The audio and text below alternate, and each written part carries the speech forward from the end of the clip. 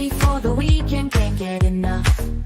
Got my crew, my Paul, Joyce, Lazy's laugh. Zach and Lily bring the fun, we're on the path. It's the Nintopics Podcast, right? Electronic beats and friends by my side. Giving news and tales we'll share. No better way to start a weekend flair. Turn it up, volume high. Nintendo vibes, flying sky. Press play, let's dive in deep. Catching all the secrets we keep. It's the Nintopics Podcast, right? Electronic beats and friends by my side. Gaming news and tales we'll share. No better way to start a weekend flair.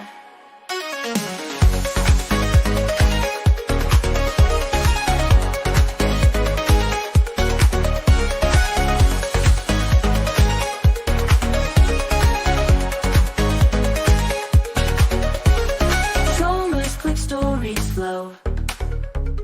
Laughs and smiles as we go. Every Friday night so bright. Nintopics Podcast feels so right. From Mario to Zelda quests. Talking all the games we love the best. Choices, insights, Zach's big grin. Lily's got the news, let's begin. It's the Nintopics Podcast, right? Electronic beats and friends by my side. Gaming news and tales we'll share. No better way to start a weekend flair.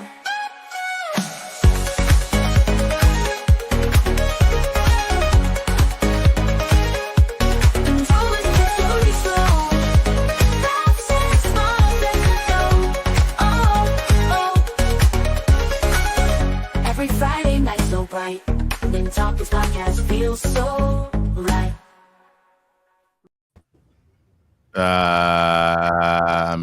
Oh. This is We are here. Do. Nintopic Podcast, all things Nintendo.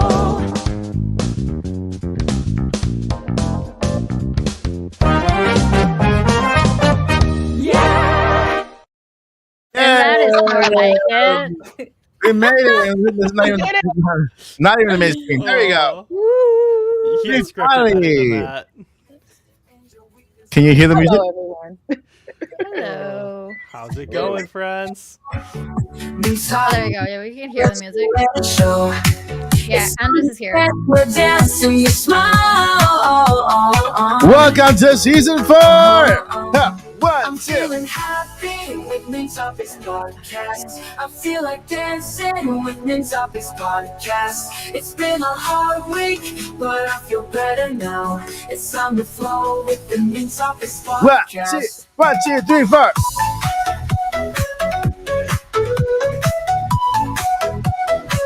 He's doing the thing with the fingers again, Zach. Like, I What is can- it? Signature move. like, the signature move. I can do it with the hands, I guess. I'm feeling happy with Nintopics Podcast. I feel like dancing with I'm getting- Nintopics Podcast. It's been a hard week, but I feel better now. It's time to flow with the Nintopics Podcast. Give us Happy some Friday. emojis in the chat. Some emojis in the chat. Come on. If you're happy, some emojis in the chat. Some emojis in the chat. Give us some emojis in the chat. Some emojis in the chat. We don't see the emojis, you guys. There they If are. you're happy, some emojis in the chat. Is that a Peppa Pig emoji, Lily? Pepper Pig. I'm feeling Those are the ones that are included with YouTube. That's crazy. That's straight up Peppa Pig. I know, right? happy, but I feel better There now. we go, the emojis. On the floor with the Nintopics Podcast. All right. Welcome to season 4 of the Nintopic Podcast, episode 1, 2025. Happy Switch 2 year. Yes! Yeah. You can say that again. It is not New Year. It is Happy Switch 2 year. I will Yeah. not hear anything else. The word new does not exist to me. It's Switch 2 year. and we are excited to be back finally with the Nintopics Podcast here in 2025. It's amazing. Who's excited to finally make it to a new year, right? Thankful. Me. Just think about it. At the end of this year, for our finale, Switch 2 will already be in our hands, so we can get a hold of one and start. Let's see. Right? So, without further ado, let me introduce to you the all-star cast that we have today on episode 1 of season 4. Let's start out with our guest, Andre's Restart, all the way from the Restart era and from the Restart universe. He crash landed last night, and he's right here right now. What's up, Andre? Hey, thanks for welcoming to your planet. It's it's a nice planet. It's a fun, dancey planet. Right? Yeah. Dancing. A little. Yeah. And Digging right the in the middle, right in the middle is Mario. He's taking a sip of his drink right now. Just he's our background. He's managing the podcast. Like, he keeps taking a sip out of that drink every 5 seconds. I don't know why, but I brought him coffee hydrate. when I was making my own. Whoa, hydrated king. and then right next to Mario is Zach Attack Hendricks, straight from Hollywood, California, Florida. How's it going, everybody? How's it going? Literally. Glad to be here. And then let's go up a notch, go to Hyrule and see what she's doing over there. I think she just finished cutting Zelda's lawn. How do you, Lily? Do you finish? Were you doing Zelda's Still hair? ongoing. Still ongoing. It's Still a task ongoing? Monday, I guess. Yep. Hello. And then Joycey J. How are you, Joycey? Hello, how are you? I am glad to be here in the year of our Lord and Switch 2. And then, yeah. And the first question for the chat is, how are you guys doing? Welcome to the chat. You guys are amazing. It is a new year, new podcast, and there is a lot going on this year. There's been a lot going on this year. It's only January 10th, and already everything is. I mean, if Switch 2 leaks were like what do you call those things that hold the water? A dam? Cup. I don't want to say it because it sounds like No, a dam is something that holds water. yeah, that thing. Well, Beavers make them. that thing just broke. It broke and it's overflowing. And I'm not sure who watched Superman, like Christopher Reeve one. There's a scene where the dam kind of breaks and then he goes. Well, I don't think Superman can stop this one. No. It's gone. But before we get into that, I want to go over a very important question that I have for the cast today. And first thing, before we get too deep into the podcast, into the questions, I want to give a huge shout out to our other co-host, Paul Gale Network. He is out right now. He's he's in the hospital with his dad and his family. So shout out to Paul. Don't worry, his dad is doing much better. He's doing well. He's coming home. So shout out to Paul. He might stop in later on if he can, but if not, we'll get him for sure next week during episode 2 of the Nintopics Podcast. And then we can play this little jingle here that we have for him. Mm-hmm. That's not it. That's an echo. I think it's this one. You hear it? No? And now it's time for Better Call Paul. Yeah, There and you then go. Paul can give us all his numbers for Switch 2 sales and all that stuff. So yeah, shout out to Paul. We love you. We see you. We'll see you when you see you. When you see you, We miss you. All right. So I want to start with Andre. Andre, what are your resolutions this year, man? I want to know what your gaming resolutions are, and if you have any personal resolutions you want to share. Sure. So it was probably by coincidence, but I'll just say I appreciate you didn't say New Year's resolutions technically in that very moment, because I personally don't believe in New Year's resolutions. Yeah. Just because my mindset is I don't need the new year to all right, this is what I want to do. But that said, current resolutions I have, things that I am determined to achieve or fix, right? My left shoulder is janked. Oh. So I'm trying to get it right, because I'm trying to play sports and work out, and it's a huge bottleneck right now. I have some rehabbing to do, and So trying to fix that. I'm determined to fix that because once I do, I think I could do a lot more and I'll be pretty happy. Beyond that, I'm looking to kill it this year as a creator for Nintendo. Nice. So Awesome. I think this is going to be a big year for us fans, and I'm geared up. So I think it's going to be a hell of a ride. Yeah, man. Yeah, I agree, and I like what you said about the New Year thing, resolution thing, because it's true. We have to kind of set goals for ourselves. It doesn't matter when it is in the year. People choose New Year's because it's new beginning. But man, you can set goals for yourself at any time. Every day is always a good time to start over and to set new goals for yourself. So that's awesome. And it is great the rest of your life. Yeah. And it's going to be a great year for Nintendo Switch fans and for content creators as well. So that's awesome. Thank you, Andre. Yeah. Moving over to Mr. Zach Attack Hendricks. So what do you got going on? What's your resolution for this year, gaming wise and personal wise? So gaming wise, not so much resolution, but more so just want to get back into playing whatever this new Mario Kart is that comes out, which I'm hoping comes out this year. Get back into playing that more competitively and going after those world records again like I used to. As far as things that are personally going on, well, also on the gaming side of things, I finally have had time to really sit down and crack into Echoes of Wisdom. Yeah. I've put 25 hours into that since like the I was waiting for that, I think. And I am loving it so far. As far as my actual goals and resolutions go, I want to launch a Wednesday night podcast that I've been setting up for a few months now. I want to get my cartoon picked up by some sort of distribution company, which, by the way, since the break started, we won the Los Angeles Global Film Festival. So, and so, I was very, very excited about that. I was supposed to have some meetings this week with some people in Hollywood and LA about getting this picked up and maybe put on one of the more major networks. However, the world's a little on fire right now, so understandably that those are delayed. I'm filming my CG short film next month. Really excited about that. So getting that knocked out and having that do festival rounds is a big goal. I want to win the Epic Mega Grant, which is why I'm doing stuff completely in Unreal. And then last but not least, what was the other one? I've been in talks for a couple weeks now to, I can't say who, but head up the production department for a multinational news media company. Not news as in like the boring, lame news, but news as in entertainment news.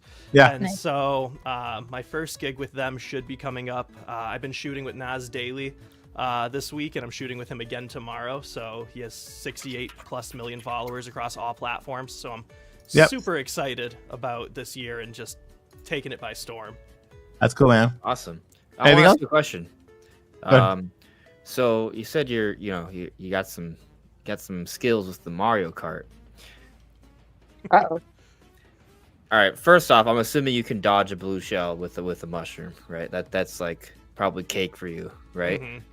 Okay. All right. So like, is there a type that's just objectively better? Is a cart objectively worse than a bike, or does it depend? So my specialty, to keep it short, my specialty specifically was in Mario Kart Wii. That's where I was getting my records in, and that's the one that I won the national championship in. But in that one specifically, karts were better. Bikes were better. It really, because you could always do the wheelie constantly. Yes, and it depends on how well you can dodge your opponents and not bump into things, because if you can do that and dodge blue shells and dodge red shells, then you are going to be solid with a cart that has bad acceleration but great top speed. But there's that risk-reward ratio. I just press B and I run. I'm good. That's it. What about Mario Kart 8? Because that's the game we've been playing for the last million years. That's true. We'll talk a little bit more about that later on in the podcast. And then you can do a competition here on the channel. Yeah, we'll stream it together. Yeah, nice. That's it. There's a challenge coming up. Moving on to Lily Haru. Lily, what's your resolution for today as a gamer and of course personal? Oh, You know what? I do agree with Andres when he mentioned about that. I have a feeling that everybody starts like their year like very exciting, and they have motivation, and then like by February like everything dies out. So No, that's way too out there. I'll see the first week. Okay. Well, I was trying to be optimistic, but anyways, I have a feeling that's the way. Like it shouldn't be like the first thing that you do, like starting the year, but it's also a great way to have like a fresh new start and everything, right? So gaming wise, I honestly want to be I want to beat every single one of, roll credits on every single game that I have on my library right now. Like my inventory of games and my backlog is it's not that big. It's not that big, but I have a few titles, a few games that I do want to roll credits on. So that's basically something that I want to do. The other thing, in terms of gaming wise, of course, it's kind of a given.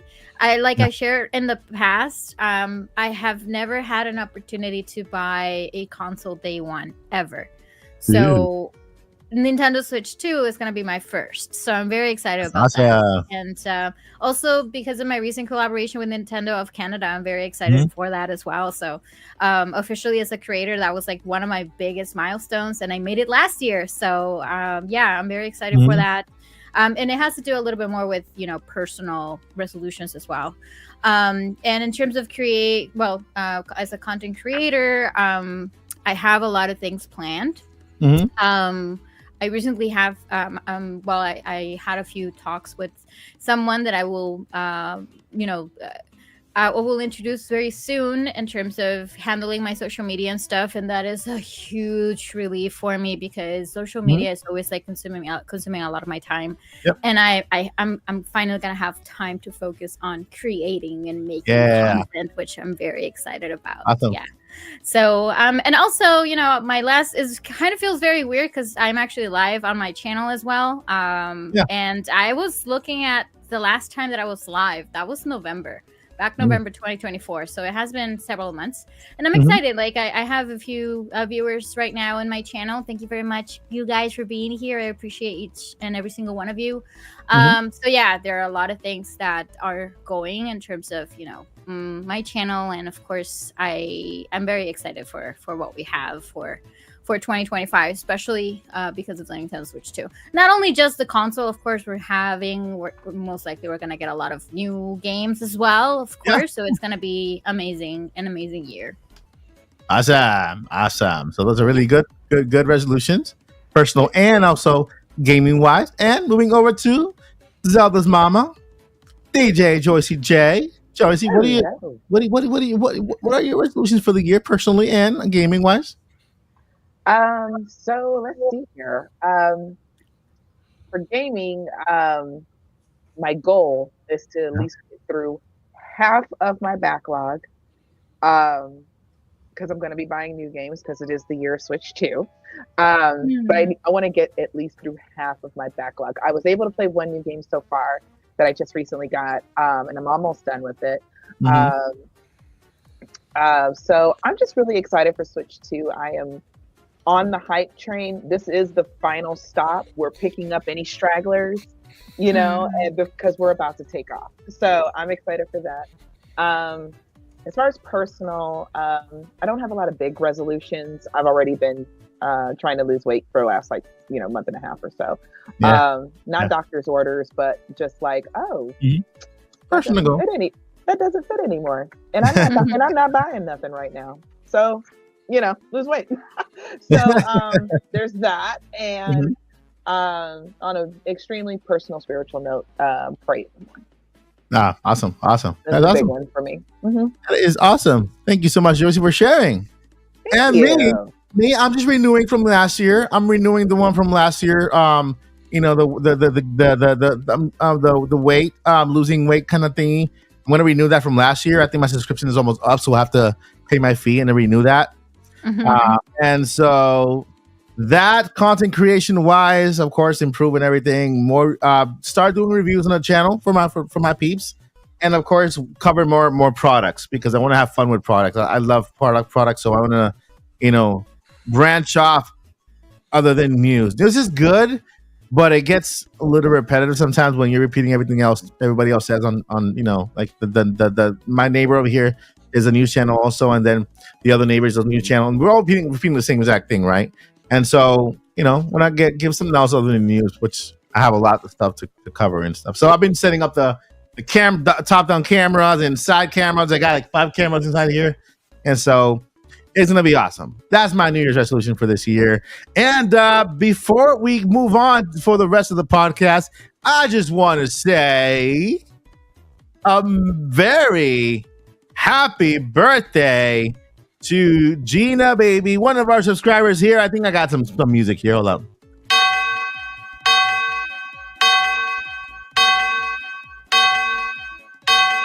That hurts, Mike. Trying to lower it.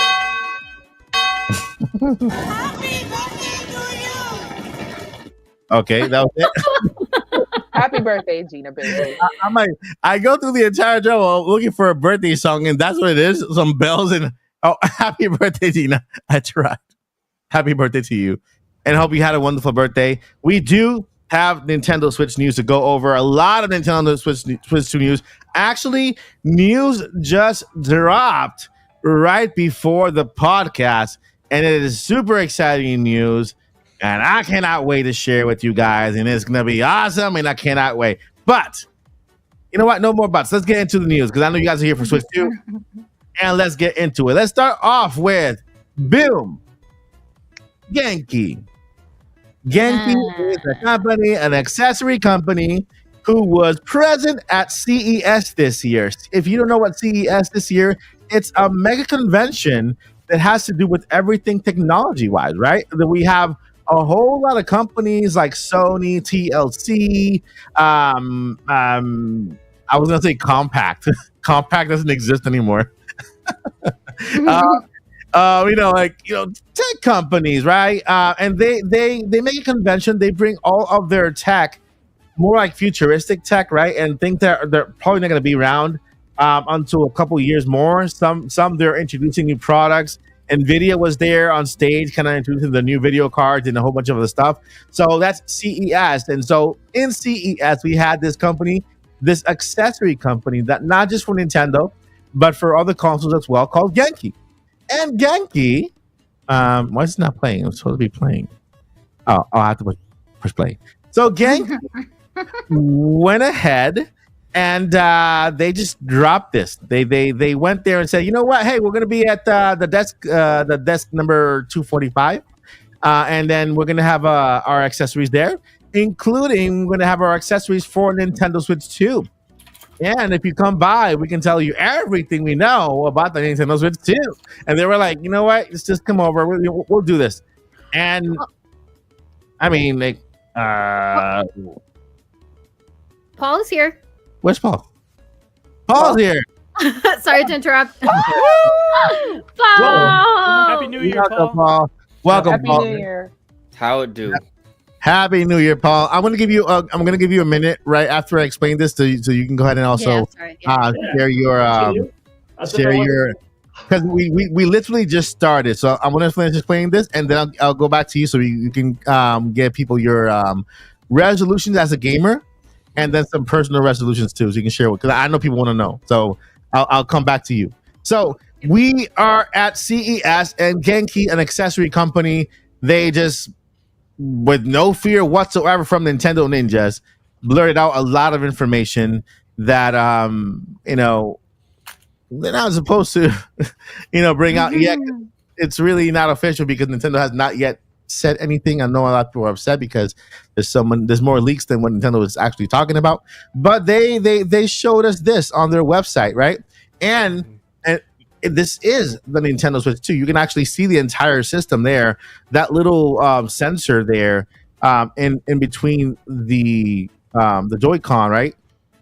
It has a certain feature there. I can let Andres explain it because he's been covering it too. And so we see the entire Nintendo Switch there in its full glory. Some people say that's not the Switch 2. I'm like, it's in the case. It's right there. The screen is there. The buttons, the Joy-Cons, the dock, everything is on there, and they basically said this is based on the real model of the Nintendo Switch 2.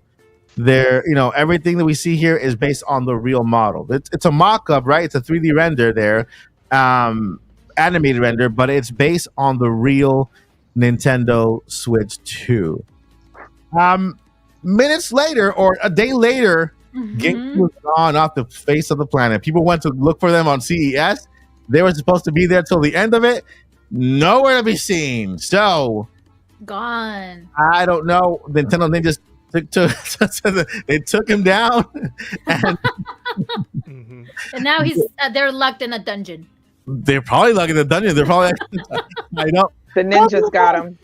Yeah, there have been a few more updates today, actually. Oh yeah, it's been I have. crazy. We have the list here.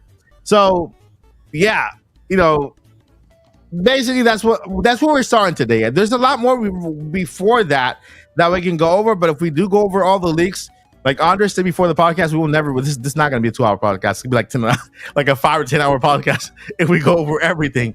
But the most recent CES podcast, I'm not going to talk about what they said because they mentioned some things that are not really recommended for people to be doing. Is that what you're showing there?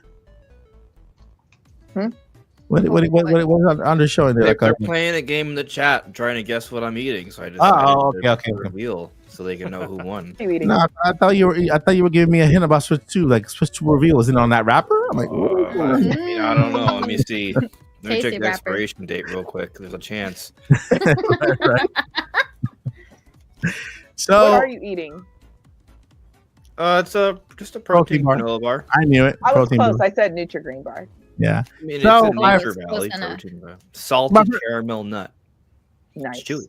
My first question is, knowing that, okay, let's all assume this, what we have here, what you're looking at, is the official. Okay, it's unofficial because Nintendo has not yet announced it, but let's just assume this is it.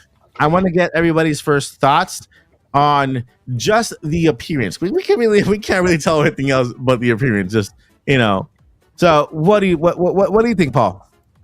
I think it looks slick. I mean, I'm a big fan of Nintendo portables. I've always thought they've looked good, and this is just one more. Of course, it's a hybrid system to be fair. From a portable nature as it is. Being shown here, it looks really slick, really clean. I think that the regular Nintendo Switch is still a good-looking device. I think when Nintendo hit like DS Lite, probably that was like the new era of modern curved flat combination. Well, not curved, I should say, flat, but nice slick devices. More modern. And this just looks to be more of that. However, I do really like the ZLZR buttons. We don't know if they'll be analog or not, but they are more GameCube-esque, and I think that's going to feel better for your fingers just chilling in there at all times.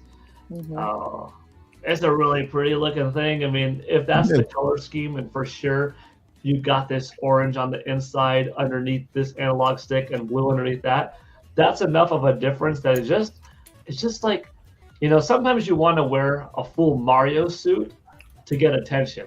And sometimes you just wear a plain black shirt and like one nice Triforce pin, and all eyes go to that one Triforce pin on your black suit because it stands out and this is a fine highlight. Like sometimes less is more. And here it's so sleek and so clean and simple, yet you get drawn to this one little thing here, one little thing there. That doesn't have to be big and elaborate. Now, if they had like an all purple model, an all red model, I'd probably buy that because I like it kind of wild. This is going to be good for most people, myself included.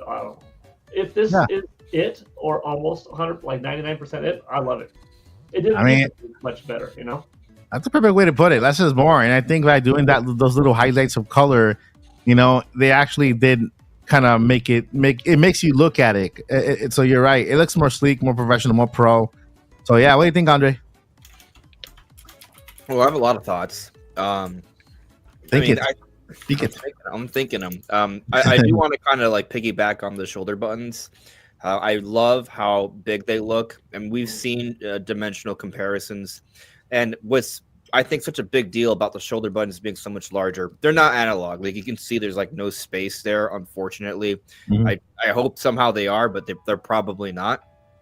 But because they're so large, one, they're gonna be comfortable to press, right? But something that this footage does also show, it's like the fourth piece of evidence right there where it has the red blinking light.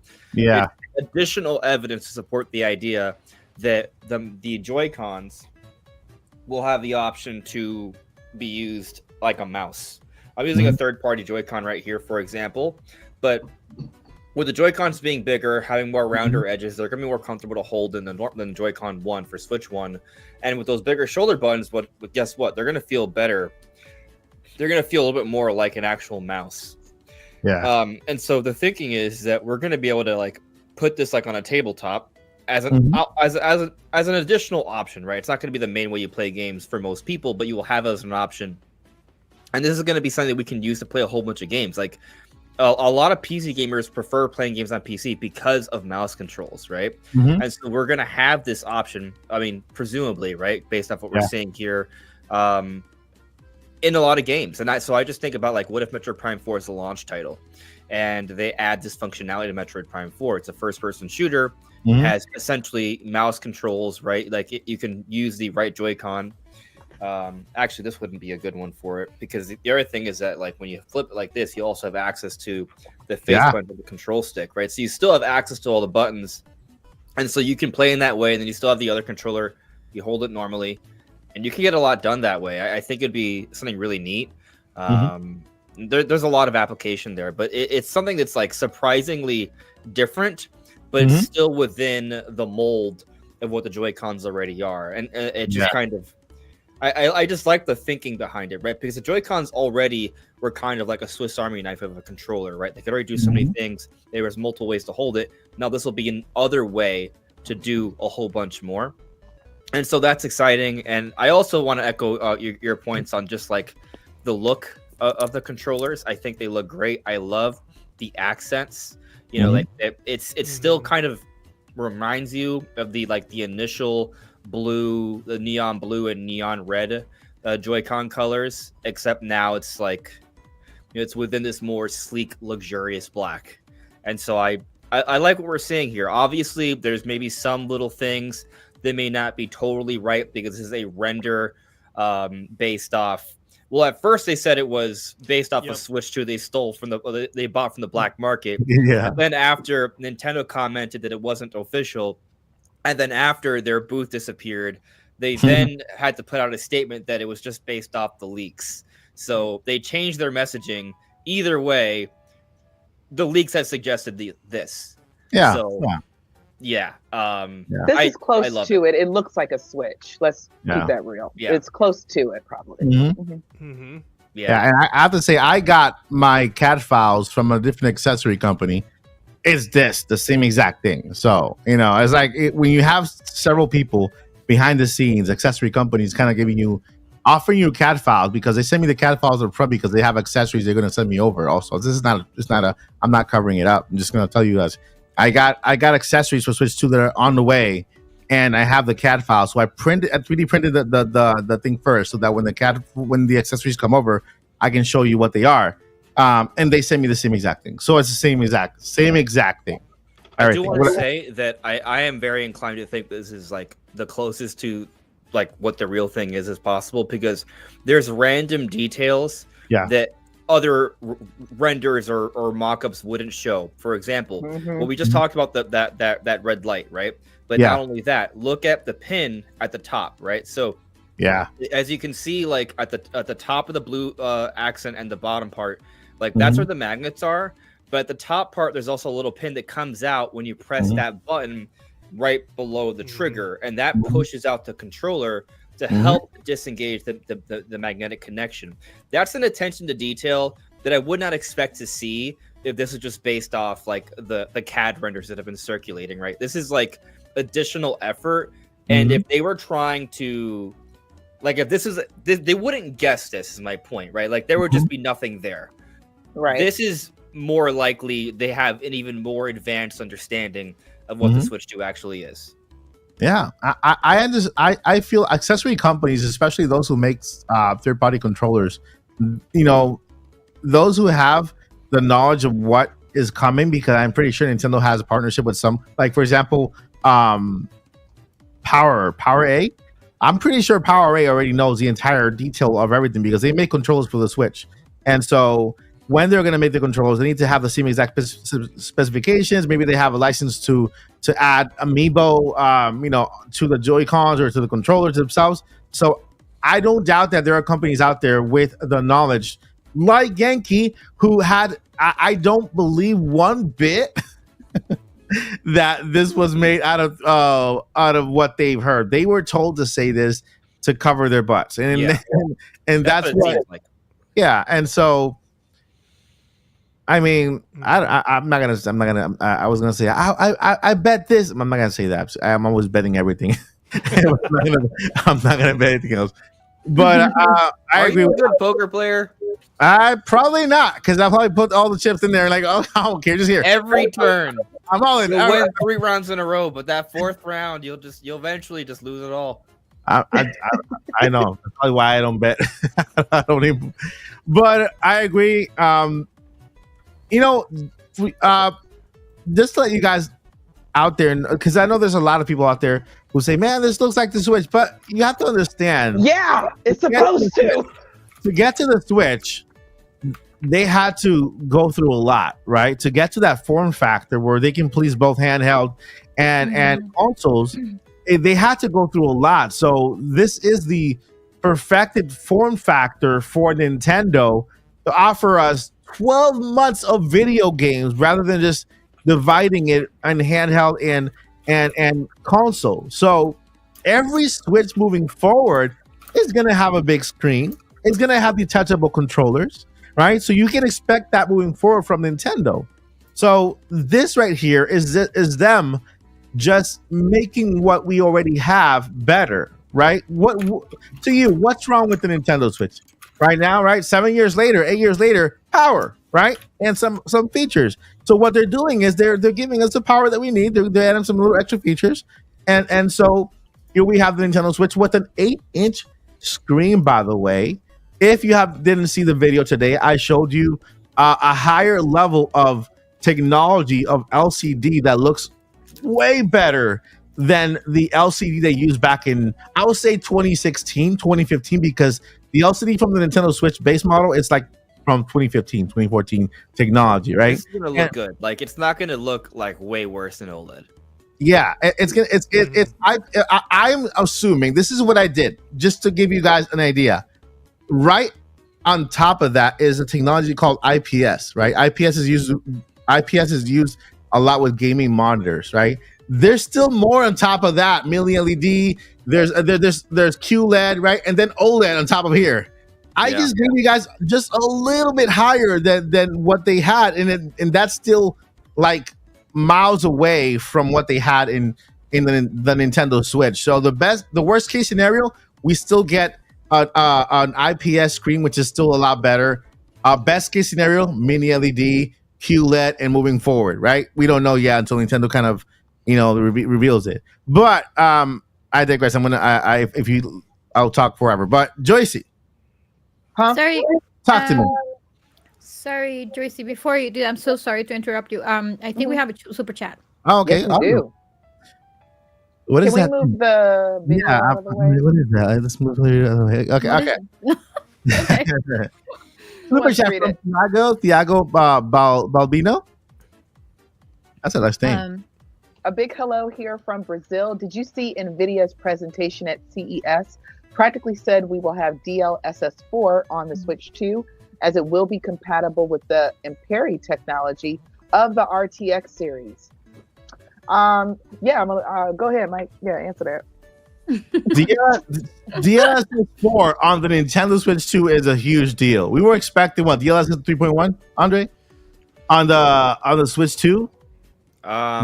Well, that's what most people thought. I didn't. DLSS. What did you think? Well, there's just a lot of debate about this, and semantics involved, but basically, I think also a lot of confusion in terms of how DLSS works. And I don't want to act like I'm a master of understanding all this, right? But basically, DLSS, right, is it improves resolution, but there's more to it than that. And so as that number gets bigger, there are more features that are stacked on top of it. Yeah. And I gotta double check, but I believe with DLSS 3, it's just basically the most advanced version of like improving resolution, right? Yeah. With 3.1, there's frame generation, which can improve frame rate, right? Yep. Which that's what there was an initial report of DLSS 3.1, but people not realizing that DLSS 3.1 includes frame generation. The rumors would also say, oh, it doesn't have this feature though. But that's the whole point of DLSS 3.1. So that's why there's like this confusion and why I've been I want to double check my facts here, but it's something along those lines, right? And then there's 3.5, which includes ray reconstruction, which is essentially just a DLSS of it's what creates ray tracing. It's their answer for ray tracing, which is a simulation of real world lighting effects. Basically, it makes games look really pretty. Yep. And so that's like we've heard about ray tracing to some extent. So that's why I've been kind of like, well, I mean, we kind of like have something similar to DLSS 3.5 for Switch 2, right? That's what I've been kind of thinking. I haven't heard about DLSS 4 yet. I guess that's kind of maybe something that they're pushing now from the most recent NVIDIA conference. So I would have to look into that. I have not seen the presentation. I probably should watch it this weekend. Yeah. So that excited me because my personal theory on the Switch 2's release and the delay had to do with the NVIDIA chips being delayed, because originally these 50 series chips, we were thinking they were going to come out months ago, and with these 50 or be announced months ago, and with them being announced months ago, these features like DLSS 4 would have also officially been announced, and I felt like the Switch 2 is going to support DLSS 4, and that's why they haven't been able to announce it, is because they've been waiting. And for those who don't know, DLSS stands for Deep Learning Super Sampling. And so... what a mouthful. Yeah. Actually, in a nutshell, in a nutshell, it's AI. In a nutshell, it's just AI sampling from what you already have in the game and making the image a lot better. So for those of you who are not... It's just AI using the chip that they have. Pretend the chip is a little computer, and the little computer is a little Siri. And say, hey, Siri, can you make my game better? Okay. And it just makes it better. That's what the DLSS is. This is hello. Listen. Yeah, there you go. Man, I thought that you guys are great voice actors. Like, there are multiple times you guys say something like, "Oh, is that a video?" Oh no, that was just talking. Wow, That's the best. So that news has me excited specifically because I think that is what the Switch 2's release was delayed for. And I'm looking at what it is. Just skimming through, it looks like DLSS 4 is essentially just improving. I mean, it says multi-frame generation and enhancements for all DLSS technologies. So it just sounds like a better version of what already exists. Yeah. And not to mention that Nintendo has their own AI upscaling as well. That there's a patent out there, and then there's also a corroboration that they could also be working on implementing their own version of AI upscaling. So, what we think is that Nintendo has some technology to partner with NVIDIA to present something new to the market that we've never seen before. For what people may call an underpowered console for the times, like let's say PlayStation 4 power, but something secret, like a secret sauce on top of that will make people's minds blow and like go, how is this doing this? Nintendo is the king of doing the impossible. So we'll find out. This console's made with something DLSS like in mind, right? I'm sure it is customized, hence the patent, right? And the patent even shows other features like being able to use this technology to like make game files smaller, right? To fit in bigger games with the cartridges. And so there's a lot of application. But to your point, like I think where I see like the Digital Foundry like comparison saying, oh, it's not going to be as powerful as people are saying. Well, I kind of understand from one perspective of, hey, maybe we should dial it back a little bit. We've been here before. Every new Nintendo generation, we're like, oh, this is going to be a beast, and it's not. I kind of get that, but at the same time, I think we are probably underestimating the benefits of this because we haven't really seen it in practice for something that's been built specifically for this system. So yeah, I agree. That's a good explanation. Anybody want to add to this, or you think we're good? I just have like the most, basic question, and you guys know what I'm going to ask. Does it play Zelda? Games? It plays Zelda better, Joyce. Yeah, it not only plays Zelda, it makes it look better. Yeah, so prediction. Yeah, so you know how like Breath of the Wild and Tears of the Kingdom, you could do so much in this beautiful, massive world. And so the next Zelda game is gonna have that level of freedom and interaction, but it's gonna look better than Horizon. I got a bigger prediction though. A much bigger prediction. You will be able to finally pet the dog. Yes. Switch 2 for the win. You just had to. We can talk to cats now, so we're getting closer. Yeah. Real when I quick. played Breath of the Wild, and then after played God of War, I saw the limitations that God of War had in its non-open worldness. Like, you can't go up this little 2-foot piece of snow right here. The game was beautiful. An invisible barrier. The gameplay was terrific. Awesome story. Loved it. But was it better or more fun than Breath of the Wild? No, and that's not no shade. It's just two very different games. But as I was playing through God of War, which came out after Breath of the Wild, I was like, dang, eventually being able to play a game that looks this good, but with Nintendo's design philosophy and a franchise that I hold more dear, even though I like Kratos, I do like Zelda more, and with that type of gameplay mechanics and just world fidelity building, it's going to be something special.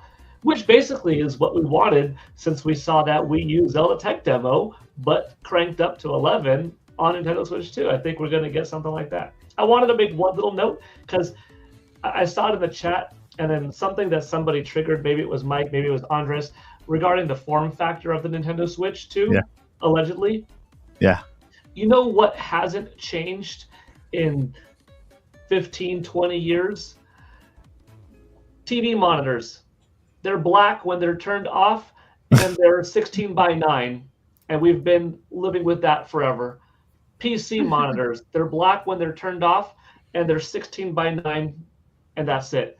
Every iPhone or smartphone, they're little rectangles this big, yet you keep buying them every few years because of what they could do, because the camera's better, the software's better, they're faster, they connect to the internet better. Every tablet that you've purchased, from iPad or whatever, from 2010 to now. Every laptop that you buy, it's still a rectangle screen that flips open like this with a keyboard in front of it. They didn't change the look of QWERTY. QWERTY is still there on front of you, So even though I've come from an era that I love that every console I've ever purchased looks different, from NES to SNES and N64, seeing the different curvatures come and go, game is the most important. They've gotten to such a good build with Nintendo Switch that I think maybe what Mike said is like, it's just going to be the games going forward. And who cares if the form factor doesn't look all that different anymore? I mean, not to say, well, can't you do more? Well, yeah, you do more in terms of games, or like Andre said, something new like this. There's functionality here. I think people are really on, like, we're sleeping on the changes that Switch 2 will have. We haven't seen, Nintendo hasn't revealed the console. Even from the little we have seen, like, we can see some hints towards some new features. We don't know what the C button does. We have no idea what the C button does. Like, that could be a whole other thing. Yeah, it's a cat button. It calls cats over. It could be cats, and that would be a game changer. I think it's a community button. Community? Which can include cats, by the way. Just saying. The thing is that community will restrict it, though. If you put connect, then it could be connected with a community, connect with something, connect with something else, Like the share button. Something not too drastic that if you accidentally hit it, it won't ruin gameplay. The experience. Shout out to Demonic Brawler for a super chat, $5. Thank you so much for that super chat. And he says, did Walmart of Canada hint at the reveal? What if they announce announced in it direct presentation makes sense if they really plan on a shorter release window. What do you think, Joycey? So my thing is, real quick, guys, little bit of administration work. Please check our private chat behind the scenes because I have questions. And also shout out to Boo Mini, always coming through with the support. Thank you so much for your member. We appreciate you and we love you. We see you all the time. I love Boo Mini. I'm impressed that they were able to gift a membership to themselves instead of just signing up for a membership. I think that's random. It happens. It happens. That's so funny. Because I was like, how did that happen? Yeah. So, here's my thing with Walmart Canada. It's not that I don't think that somebody knows something, because on the upper echelon of contract signing and all that other kind of stuff, I think somebody knows something. Yeah. Right? Because you also have to remember, this is excitement for us. This is a job for them, right? Mm-hmm. So when they tweet stuff out like that, usually something is coming.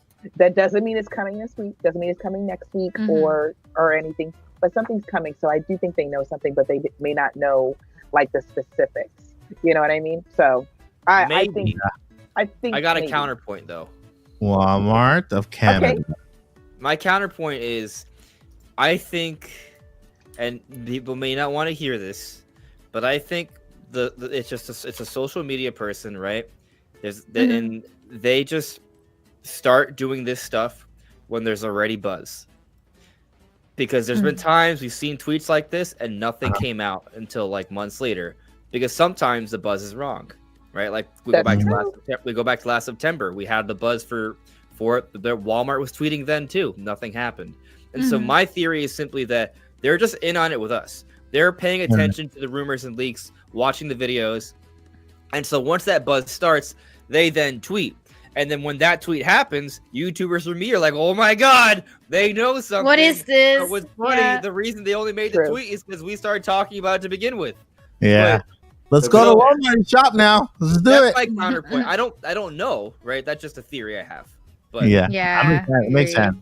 I left it in the chat, and if you want to see it, but yeah, I do agree with Andres on this one, because they're not saying anything. They're like, okay, well, we're a few weeks in 2025. When are you expecting to have a Nintendo Direct?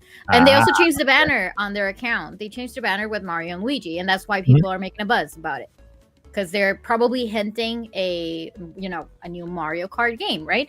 And the community manager, whoever's managing Walmart of Canada, they were like replying to everything like, "Oh, Mario Kart 9 will be amazing. Yeah, it will be amazing." Like they're not confirming anything. Like if you go to the actual comments, you can see that they're doing a great job of having the trend and the buzz going. Yeah. Can you just ask them, Lily?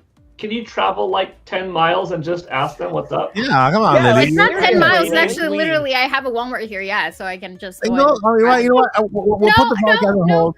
I don't want to drive like in 14 degree Fahrenheit outside. Like, that's not bad. That's not bad. 14 it's bad. It's minus Take one 10 for the team, Celsius. Lily. Hey, Walmart Canada, when's this thing coming out? Oh, thanks. Yeah. I mean, if you walk by and just ask to speak to a manager. I do think that Buzz gets it right fairly often, though, right? Like if my theory is right that Walmart just follows the buzz, and that's why it seems like they have a decent correlation with things happening. That's because the buzz is more often right than wrong. Not always right, but eventually that reveal has to happen. And they've already promised us a date, so we're getting really close. So listen to this. This is a direct. I want to comment on the fact on the part where it says the shorter release window from presentation. I feel like it is gonna be happening like that. It's gonna be a short from reveal to store shelves. Quick one, just because the Nintendo Switch basically is. We all know how to play a Switch. We all know how to dock it. We all know how to use Joy-Cons. Right? There's a lot of things they don't have to do.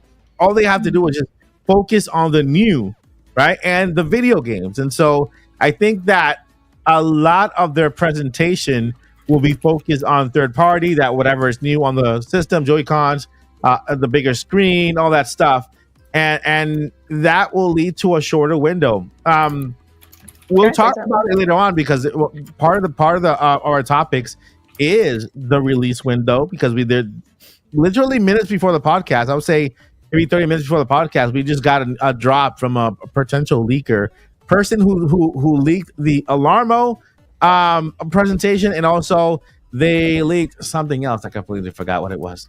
But the PlayStation Pro, PlayStation 5 Pro. Yeah, so that person hinted at a release date and trailer reveal, and we're gonna go over that. But if that's the case, my friend, when this trailer drops, get your wallets ready because I think that's gonna be pre-order time. Wait, can I say something? We're not gonna wait. We're not gonna wait. For example, because last time it was a trailer, right? Trailer, then stage presentation. In the stage presentation time, that's when the pre-order started, and then March 3rd release. Right? This time, if they skip one of them and they just go straight to a big Nintendo type direct presentation, maybe like a 10-minute, 15-minute, 30-minute presentation showing the system and games. They're gonna drop the pre-order date too. So make sure you guys have your wallets ready. I recommend that pay for thing if you don't have the funds right away. Use a little pay for wallet, whatever. But it's gonna go down. Go ahead, Jesse. I forgot now. Oh my God, Mike! I be trying to tell you stuff. But we're talking about stuff. Well, it was your turn to talk about the leaks, Joycey. Yeah, the super chats. What was the question? It was we're talking about the release window to reveal. So like reveal to release window, instead of being 6 months like it was for the Switch, it's been for past systems it was a year, right? Oh. This time it is just 6 months.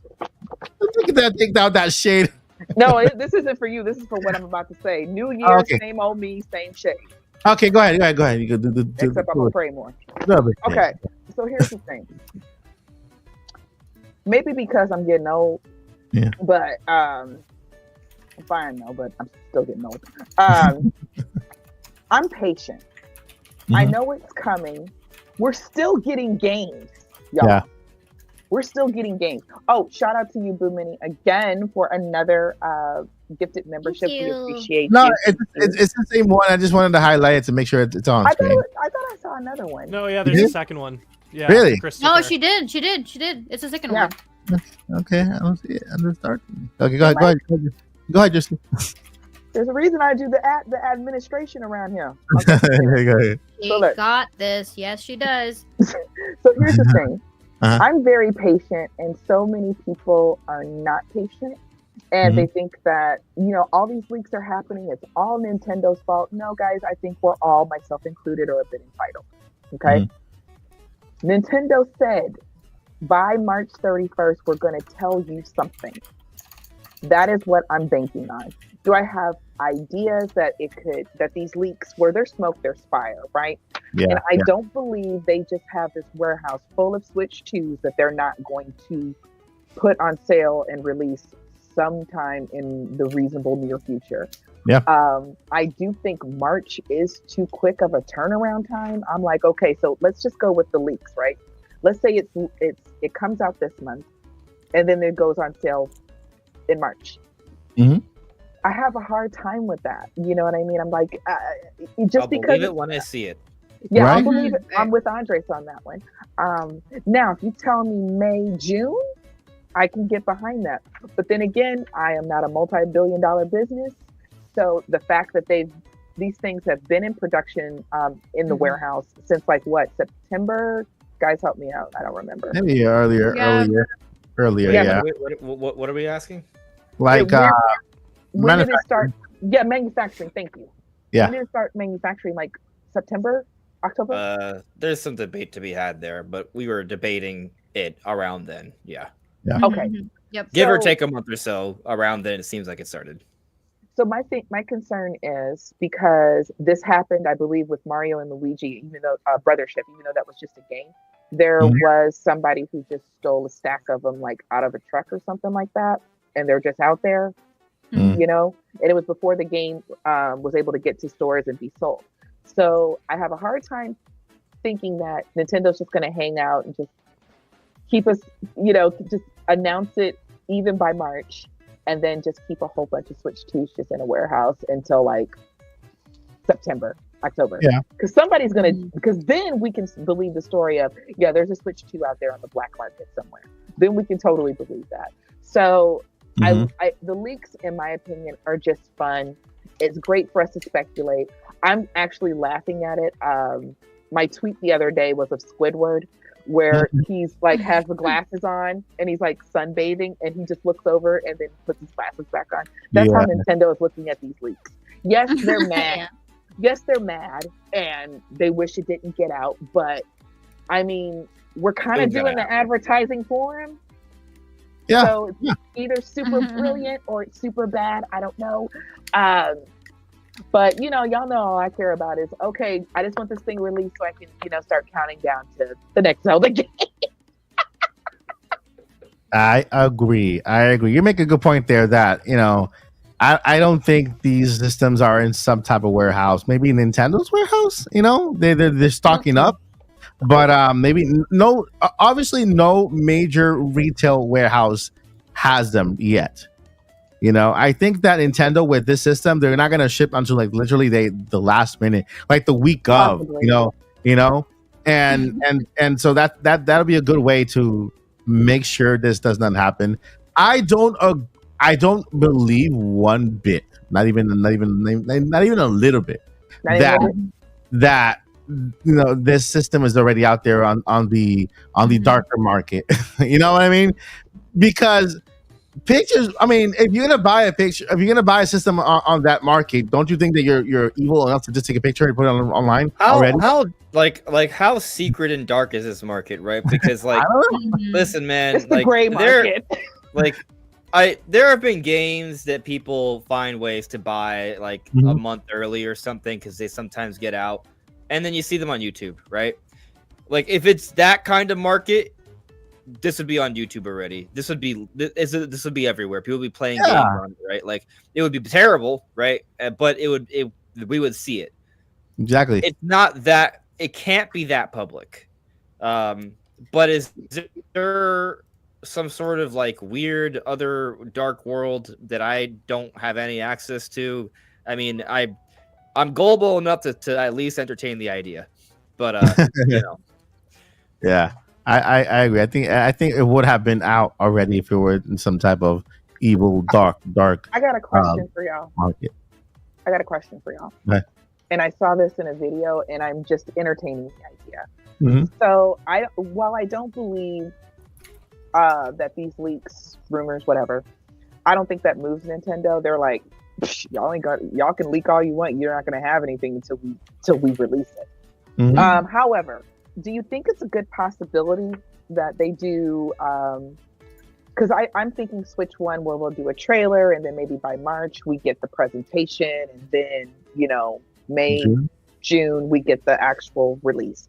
Do you all think that Nintendo might do something different and say, we're just starting out with the trailer, immediately followed by the presentation. By the way, you can pre-order it now for still maybe May release. Maybe pre-order it. Pre-order from now. I wouldn't be surprised if they dropped a pre-order like right after presentation. If the presentation is closer to like this month than later.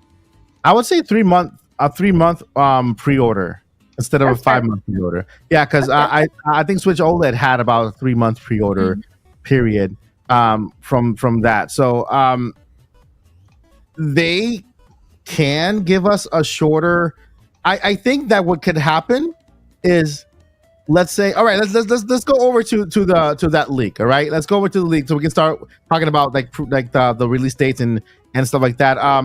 That person from PlayStation, whatever, right? The leaker who leaked PS5, and then the person who leaked the Alarmo guy. He mentioned that he has some information about the release date of the Nintendo Switch 2, the trailer or the reveal date or the announcement date for Switch 2.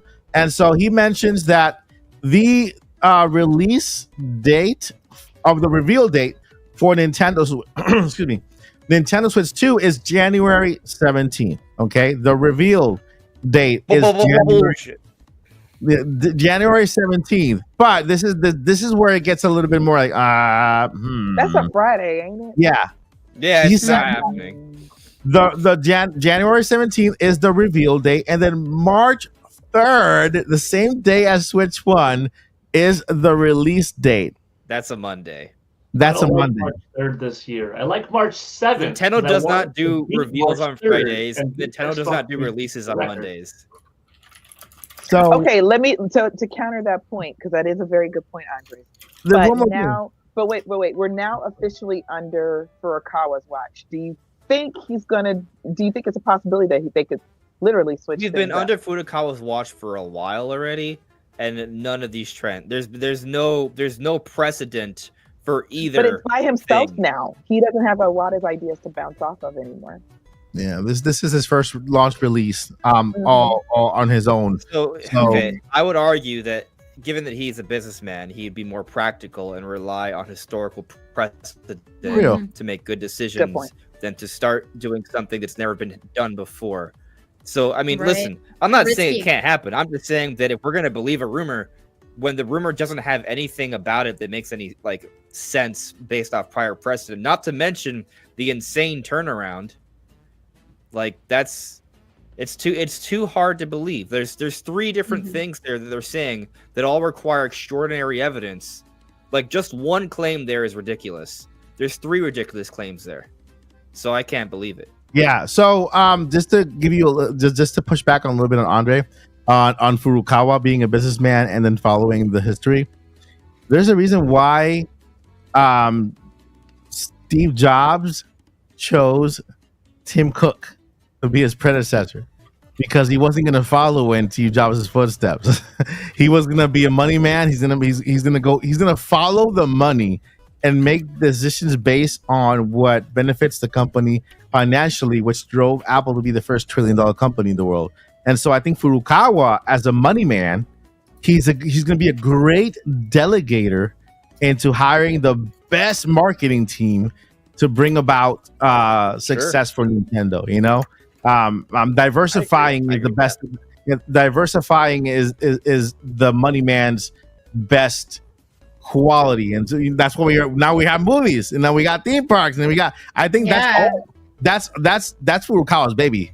The theme park movies, all that stuff, just making sure Nintendo is here 100 years from now. That's Furukawa's baby. The third one that Andre was luring to was the retail price. The retail price in Canada of $400 Canadian. Which I wasn't even talking about that. Okay, so maybe I wasn't even talking. Oh, the 3D Mario one. So the three things I was referring to. So I want to make sure I understand it.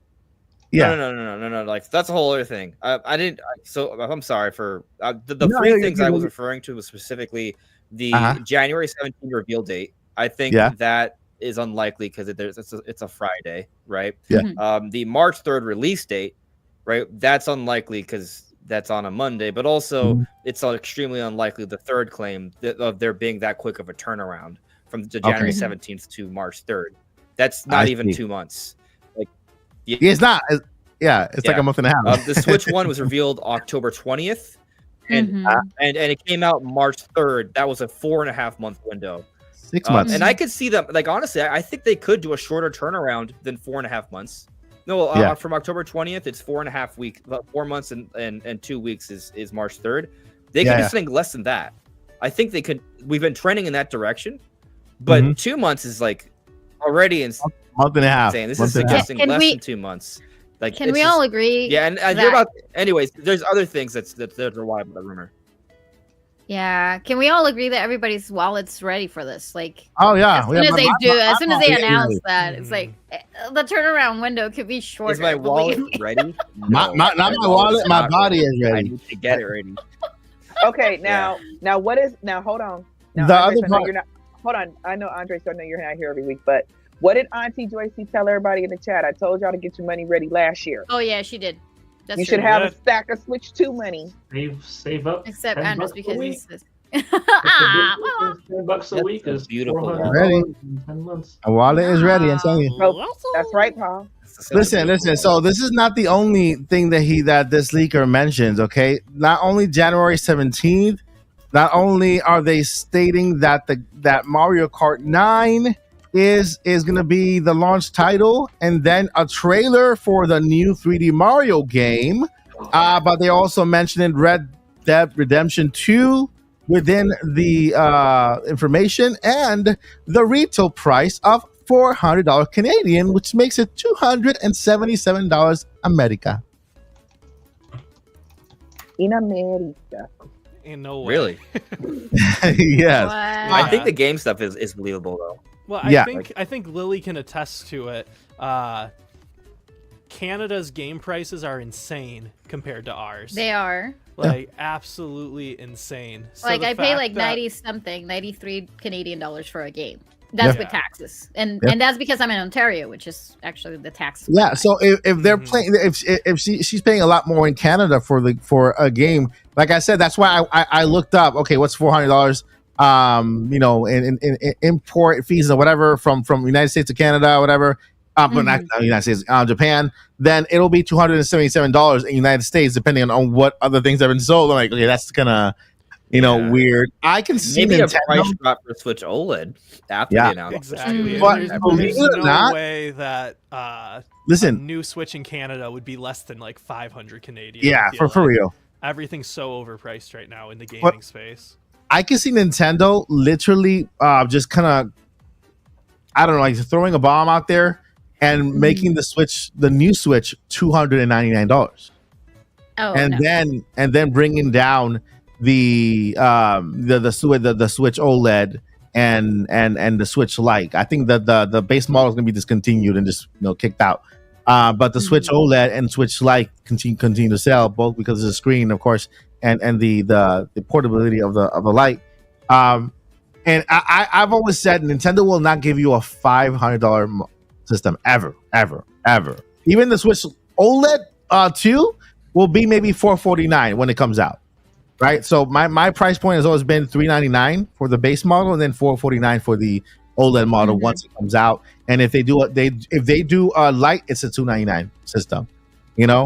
But what do you guys think about this? What do you guys think? Okay, first thing, January 17, Mario Kart 9, Red Dead Redemption 2. I heard something about that earlier today also, and then the trailer for a 3D Mario.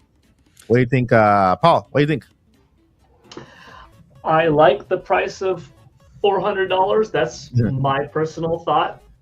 I think it gives them a good strategy of lowering OLED to 300, so there's a good price difference, lowering base Switch to 250 and lowering DS Lite to 170. So they get kind of drops. I think 150 is too dramatic. I can see Nintendo going there, but 170 would be a nice soft one, especially if you look at the percentage. 170 is closer, 200, like 250 is appropriately to 300 and stuff. But I like the price of 400.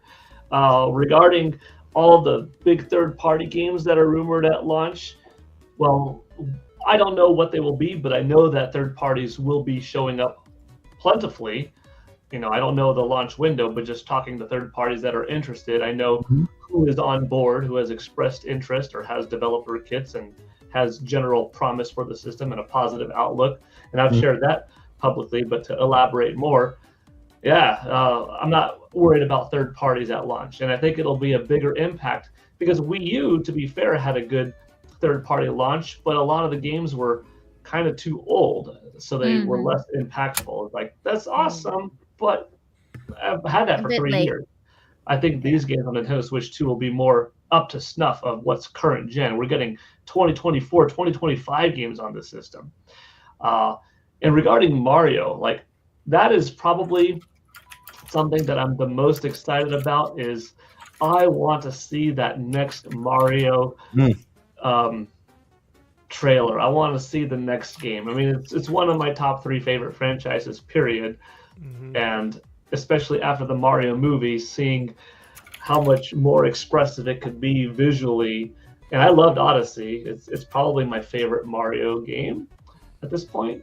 I'm ready for that. So I would love Mario at launch. If Yeah, I would love a new 3D Mario at launch. But if it's not Mario and that's saved for later and it's launching with Mario Kart 9, that's also another very strong candidate for launch game because you've got 65 million people that are ready for a successor that want it. Although you think about it, only 17 million people are going to be able to buy a Nintendo Switch 2 in its first 12 months anyways. So maybe you don't release your biggest, strongest gun too quick. Maybe you do wait till more people are able to buy it. Yeah. Or what some people will do is they'll buy the game and wait until they can get hands on the system. There were people that talked about it, and a couple people that I knew personally that I'm like, oh, are you going to play Breath of the Wild on your Wii U? No, I don't have a Wii U. I'm just waiting for a Switch to become available. Some people do it like that. Real quick, I was just going to say that I think I know what the rumors say, but if I was a betting woman, I would say 3D Mario. I'm sorry, but Odyssey for me was such a great game. So I can't see them like Mario Kart, great, but people are still playing Mario Kart. Where's 3D? Where's my 3D Mario? I want it. Where is it? Go find it for me. I expect this, Nintendo. Darn it. And that's like one of the most I'll be right back, guys. heartfelt Nintendo's. Sorry. Huh? Zach, go ahead. Here. Go ahead, Zach. I was just saying 3D Mario also has one of my most I think it's just like one of the most pure Nintendo stories, which was Mario Odyssey when they first had the demo, not for us, but for Iwata. They gave him the Mario Odyssey demo, and he talks about how all he did for, like, they were trying to get him to play the objective, but he just loved that Mario could somersault and roll like that. And all he was doing was just shaking the Joy-Con, just rolling everywhere, and they couldn't get him to he did that for like 30 minutes before he actually started playing the game the way that they were trying to get him to. So he was excited about the mechanics. That's awesome. And so like that's one of my all-time favorite Nintendo stories. It's just so pure to the mindset of how Nintendo makes games that are fun to play regardless of what you're doing in it. And so 3D Mario would be pretty dope. Yeah, man, I agree. It's something that I remember hearing in an interview with Shintaro Furukawa. He says they make games to be fun, right? They focus on how fun the mechanics are to play, and how rather than the story is important, but the mechanics, what the character can do that can make the game the player excited. That's what they focus on, right? And then just thinking about that story you just told, Zach, about Iwata. It was a creative. That guy was he loved Nintendo, and I'm pretty sure that at that moment he just felt like a kid again, kind of just doing that with that controller. So really, really good story. Thank you for sharing that. Also, what Mario game was it that he did that with? Mario Odyssey. Mario Odyssey, like in the early development of it. Okay. Oh, that's crazy. Yeah, I was just thinking about it because Iwata passed away in 2015, so this is like in the thick of development. Yeah. And so that's one of my all-time favorite stories. That's so cool. Also, I just sent to our chat a link. I was going to talk about this when we were talking about Denki, but it's not really worth talking about now. But just in case you want to display it in the background, Mike, On Leaks is a leaker who leaked the Google Pixel phone, like actual real renders of them, not just ones from the CAD models people gave. Like he gets his hands on different models. He has leaked some Nintendo Switch 2 stuff that doesn't have a case on it, like this one. I'm going to choose not to show it. Okay. Just for... Can I look at it? Yeah. Just because I think this is good enough, or that doesn't ruin... I mean, the surprise... Okay, I saw this. Yeah. Yeah. I mean, it's been out there.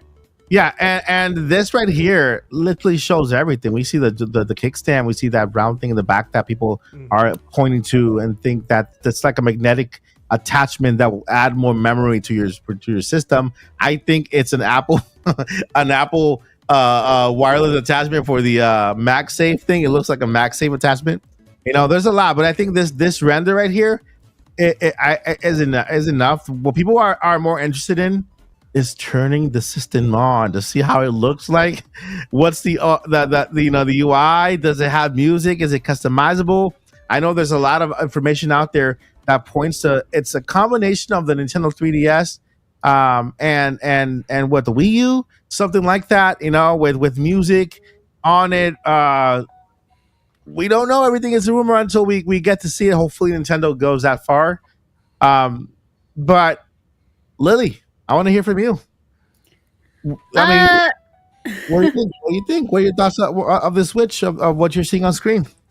I feel like I'll be echoing a lot of the things that everybody has been, mentioning.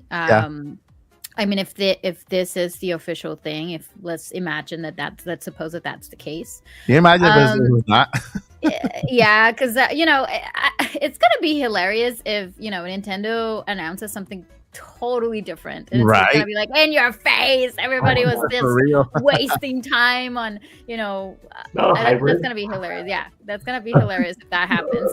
But I feel like Nintendo has been paying attention to a lot of the feedback that they received from the console, and I think that it has been proven to be a very successful console.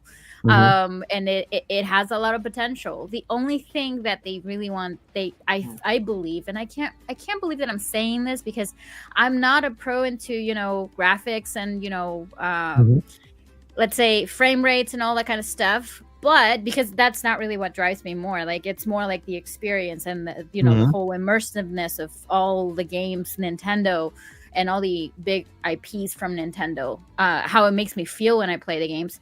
But they're kind of falling a little bit behind, let's be honest. And I feel like it's very important for them to focus a little bit more into that. And of course, I'm not very impatient, but most of us are right now but it also makes me wonder why is it like this? Like, give us something. Give us something. Throw us a bone here, please. Something. But I don't know. It's just it's giving me a little bit of anxiety, and that's what I'm trying to go for. But everything that we have been seeing is for the better, and I do feel that there is an improvement on the Joy-Cons just by looking at them. Of course, it's gonna feel a little bit more ergonomic because they're not very good compared to other ones. If I play, I'm holding it.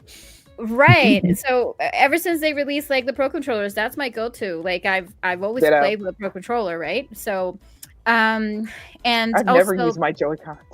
Yeah, I don't either. Only when I'm playing multiplayer, like local co-op or whatever.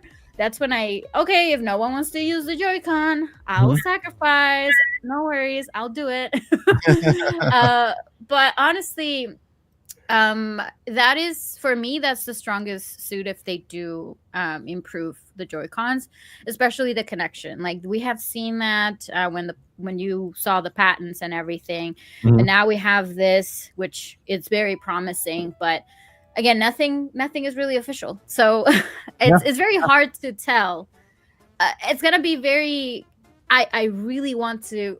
Probably we need to have a podcast. It's going to be 4 or 5 hours long, just for us to talk about what was speculated versus what we really have. Yes. That's going to be hilarious. I'm going to love that. Once it's out, right? Yeah. I was going to say real quick to piggyback on what you're saying, Lily. Some third-party developers must be okay with what Switch 2 is looking like because the third-party developers are bursting at the seams to announce their own games on Switch 2. There's already the rumor that Final Fantasy VII remake and Rebirth is coming to Switch 2. And Square Enix has been talking these past several weeks. We totally want to support Nintendo in the future, totally, because they can't say Switch 2. They can't say what it is. They just keep saying, we totally want to get our game. They'd love to make money. Because this is all money making. That's all what it is. But for us, guys, you got to remember, if we want that kind of power in a handheld, we'd have to pay a lot. Yeah. Okay? Yeah. So if their games were failing simply based off of graphics, they would have gave us better graphics forever ago. So in my opinion, Nintendo's we can upscale and do all the DLSS and the ABC and the 325 and all that other stuff. I don't know all the stuff. We can do all this stuff to make it at least look better. Case in point, what have I been playing lately? I've been playing Lollipop Chainsaw on my Switch. It is fun. It is cute. It is absolutely hilarious. Runs like absolute trash. Now, I wasn't expecting that. Now let's compare that to Bayonetta. Everybody who see me every week, y'all know how I feel about Bayonetta. Yeah, she hates it. For those of you who don't know, despises it. I love Bayonetta. That's my girl. If we can get a Bayonetta 4, even though Kamiya's not at Platinum no more, my prayers have been answered. But anyway, I've heard people say, "Oh, there's a couple frame dips," and but compared to Lollipop Chainsaw, a much older game, Bayonetta basically runs almost like butter, almost. So, sorry, Tracy. Kevin just said Lollipop Trash Saw. I'm sorry, it was hilarious. All right, shout out to Clifford. Shout out Clifford. I looked up the game on the Xbox and everything, and I'm like, it doesn't look anything like this. Why does Bayonetta look so good? Why does Bayonetta actually move when I press a button? Hilarious. So shout out to Clifford Favors, guys. If you notice, every super chat we do incorporate into the podcast, and then we also have a Q&A right at the end of the podcast where you can start bringing in your questions now. The cast will highlight your questions so we can answer them at the end. But if you want to be part of the podcast in the conversation, you can do a super chat just like Clifford. Not to get off topic, you're never off topic. I was wondering if there has been any updates about the Legend of Zelda movie since it's 2025 now. Well, no.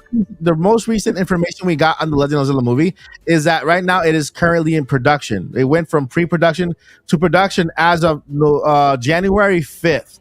Okay, so if you go to imdb.com, go to the Legend of Zelda live action movie, you'll find out updates there. They've updated that area with all the shooting locations. Gives you an idea, and it's fun. If you take all those shooting locations, Google them, just go on Google Images and look at all those locations. They really resemble Hyrule. Really, very awesome. So just this is a little fun activity for you to do. To keep it busy while we get information. But I do believe this year we will get information on some future Nintendo Direct about the Legend of Zelda live action movie because they're currently in production right now. I believe the cast is already out there. Nintendo's really very, very good at keeping that hidden because remember, when the Mario movie was announced, they already had a cast. They just told us after, And so, same thing with the Legend of Zelda live action movie. We wouldn't hear about it more this year. But as of late, that is the last thing we know. January 5th was the beginning of production for the movie. Yep. All right. And then we also have a super chat from, I'm not sure if this is the new one or from Demon Brawler, $5. Thank you so much for your super chat. I think they will make an announcement to tune in tomorrow on Tuesday, and the reveal will be in a short direct presentation on Wednesday, January 15th. That's a good prediction. I can see that. Poor Donkey Kong. Yeah. By the way, I'm not necessarily just agreeing. By the way, I'm just saying poor Donkey Kong. Yeah. Hey, I can agree with that. Not only that, let me throw a bone at you guys. What if the announcement is an announcement of the presentation? Not that it's gonna be like, oh, here's the treats to know. We would like to announce that next month in February so and so, we will have a special presentation direct dedicated to information on the next generation, whatever, blah blah blah. We'll have a date. I'm happy. Yeah. Furukawa already said the president when in May he said, what did I say? No. Funny. I'm sorry. It's just that I was imagining that tweet and then followed by another tweet saying there will be no announcements of the official successor in this presentation, and it was hilarious. I was like, okay, yeah, that's no. The tweet will say, please, tune in for a Nintendo Direct. There will be mention of the Nintendo. Oh yeah, there will be. I know. Earlier, I was thinking about when Joycey was like, "We know it'll be announced by March 31st," and I was like, well, Nintendo didn't technically say March 31st. It's at the end of the fiscal year. I'm like, we get to March 31st. There's no announcement. Midnight hits. It's about to be April 1st, and all of a sudden it just says March 32nd.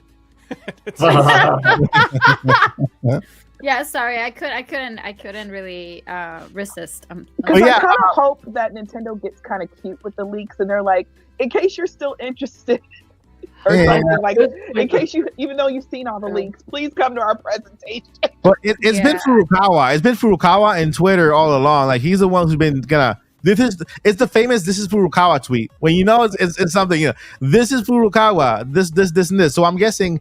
This is Furukawa is going to come on next week and say, hey, next month we'll be having a special presentation because they've already announced a Nintendo Direct a month in advance, remember? Last year. And so they could do it again, but this time for the presentation. We'll be focusing on video games coming in the first or second half of the first half of 2025 or second half or whatever. And some information on Nintendo's next generation system. So that's something I can see them doing, you know what I mean? And just kind of trolling us, kind of making us wait some more because that's the craziness of it. All right. Let's see here. We have another super chat. Yes, we do. We have 2 more. Woo! Man, thank you guys for your generosity. 2025 is hitting hard. Yeah. Thank you so much. $50. It will be $449, $100 more than the OLED. I can see that. I can easily see that. Because if we wanted that kind of power in a handheld, handheld, guys, we'd be paying like $600, $700, $800, and Nintendo's not about that. Yeah. I also got to say props on that Crypt Keeper profile picture. Yeah. Oh my god, yeah. Tales from the Crypt. I used to watch that when I was a kid. Yeah. So, I can't believe I'm scared of everything, but Tales of the Crypt I always found hilarious. Right? When he gets up and it's because he's fun. He's like, Yeah. Joycey, did you read Goosebumps as a kid? Oh yeah. I did not, but I did read Fear Street. Okay. And I read all of Fear Street when their name originally was FIER and they changed it to FEAR. Yeah, I was deep in it. We can talk about that. I watched all the Nightmare on Elm Streets when I was like 8. So Nightmare on Elm Street had a series? No, like all the movies, all the Freddy Krueger movies, and Jason. When I was like 7, 8, 9, 10, just watching, like, okay. They scared me as a kid. I was scared of the Thriller video. I told y'all that. I was scared of it. Because the Thriller came out when I was like 3. And my dad had me watching that mess. You want to read this one, Joycey? Yeah. Thank you for Thiago Balbino. I'm from Brazil. Nintendo, please don't bring this console for more than $400. If it's more expensive than that, it will cost an arm and a leg here. Oh my God, I feel you. I feel you. Agree. Who needs a kidney? Yeah, they took my freaking kidney. You can live off of only one of your kidneys. No, so don't give them ideas. And most of your liver will grow back. No. Also, if well, how do you think I bought the first Switch? Oh my God, this is turning a little bit dark now. I get it. He's switching out his kidneys. Takes about 8 years to regenerate, so we'll be fine. Wait, okay, I'm sorry. Thank you all for your super chats. All right. Thank you very much. You guys are so amazing. Speaking of profile pictures, I liked that Edward Elric chibi profile picture you had, Tiago. Beautiful. Nice. Cheap one. All right, so moving along, we have our second topic of the podcast. This will go faster than the first topic. It's still Switch 2. Don't worry, guys. It's still Nintendo Switch 2. But this is called the prediction. The prediction for 2025. Now, what do you think Nintendo will do in 2025? We can go over each and every one of us and maybe has like 5 minutes to give our predictions. We're going to talk about 5 minutes. Video games, accessories, what will be the surprise of the year, and then we'll give it over to Paul Gale Network to talk about numbers. So Paul can tell us, what does he think Nintendo Switch 2 will sell in the first year? And the big question has been out there, will it outsell PlayStation 5 on year 1? That's on the year one. Oh, year one? No. Year one. Yeah, because right now that's the question that's trending out there. There's two analysts. One says Nintendo will beat out PlayStation in year one, and the other one says no, PlayStation will beat out Nintendo. There's two different analysts that have two different opinions in there, and I want to get the analysts of analysts here when it comes to numbers.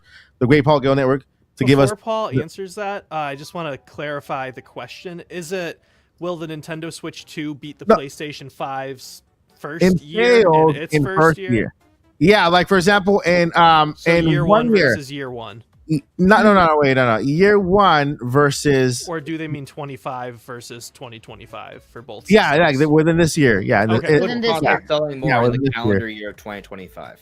Yeah, the calendar year for 2025. Yeah. So, and then Paul Gale is going to give us his expertise, and he's going to just break the tie. He's going to break the tie about who do you think that is going to win.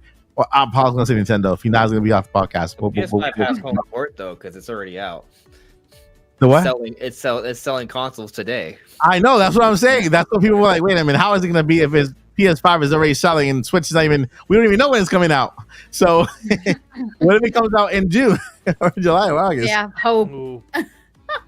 So Paul has it difficult here.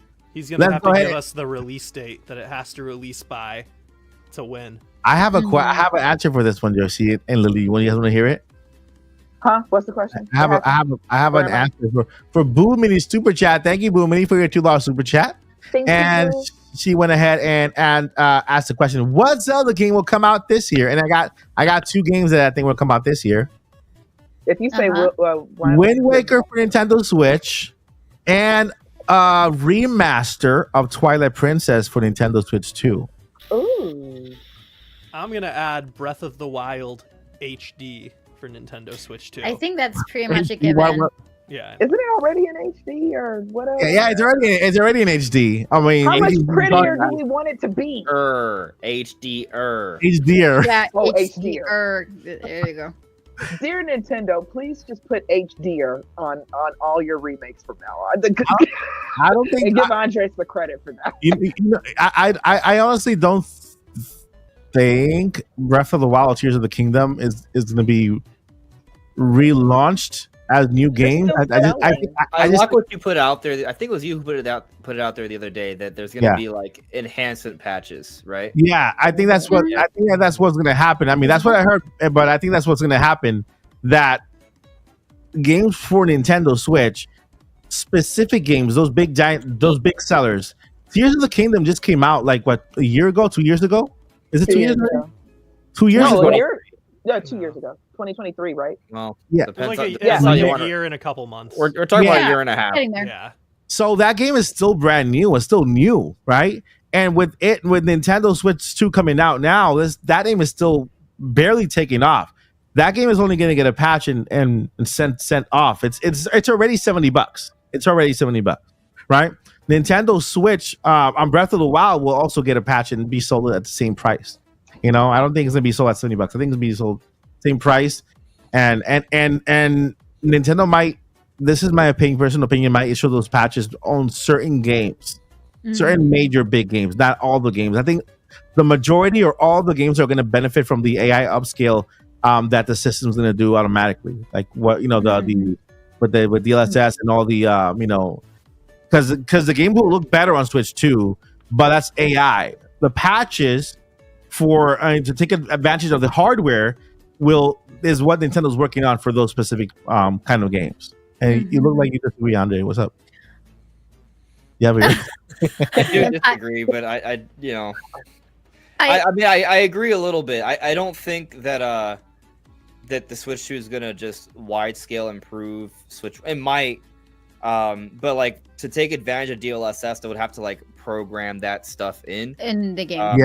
Yeah. But I mean, if there is like a system wide like subtle improvement feature, I mean, maybe it's not impossible. But I do definitely like I side with you in terms of like there's gonna be some key titles that are gonna get like the 4K 60 FPS pack. And I mean, you think about some games that are coming out this year, Pokemon Legends ZA, Xenoblade Chronicles X Definitive Edition, games like these on top of some key prior titles like Breath of the Wild, Mario Odyssey, Smash Ultimate.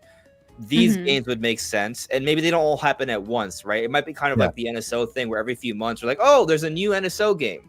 That's still going to happen, but there's also going to be, oh, there's a new 4K enhancement. And so there'll be little things like that.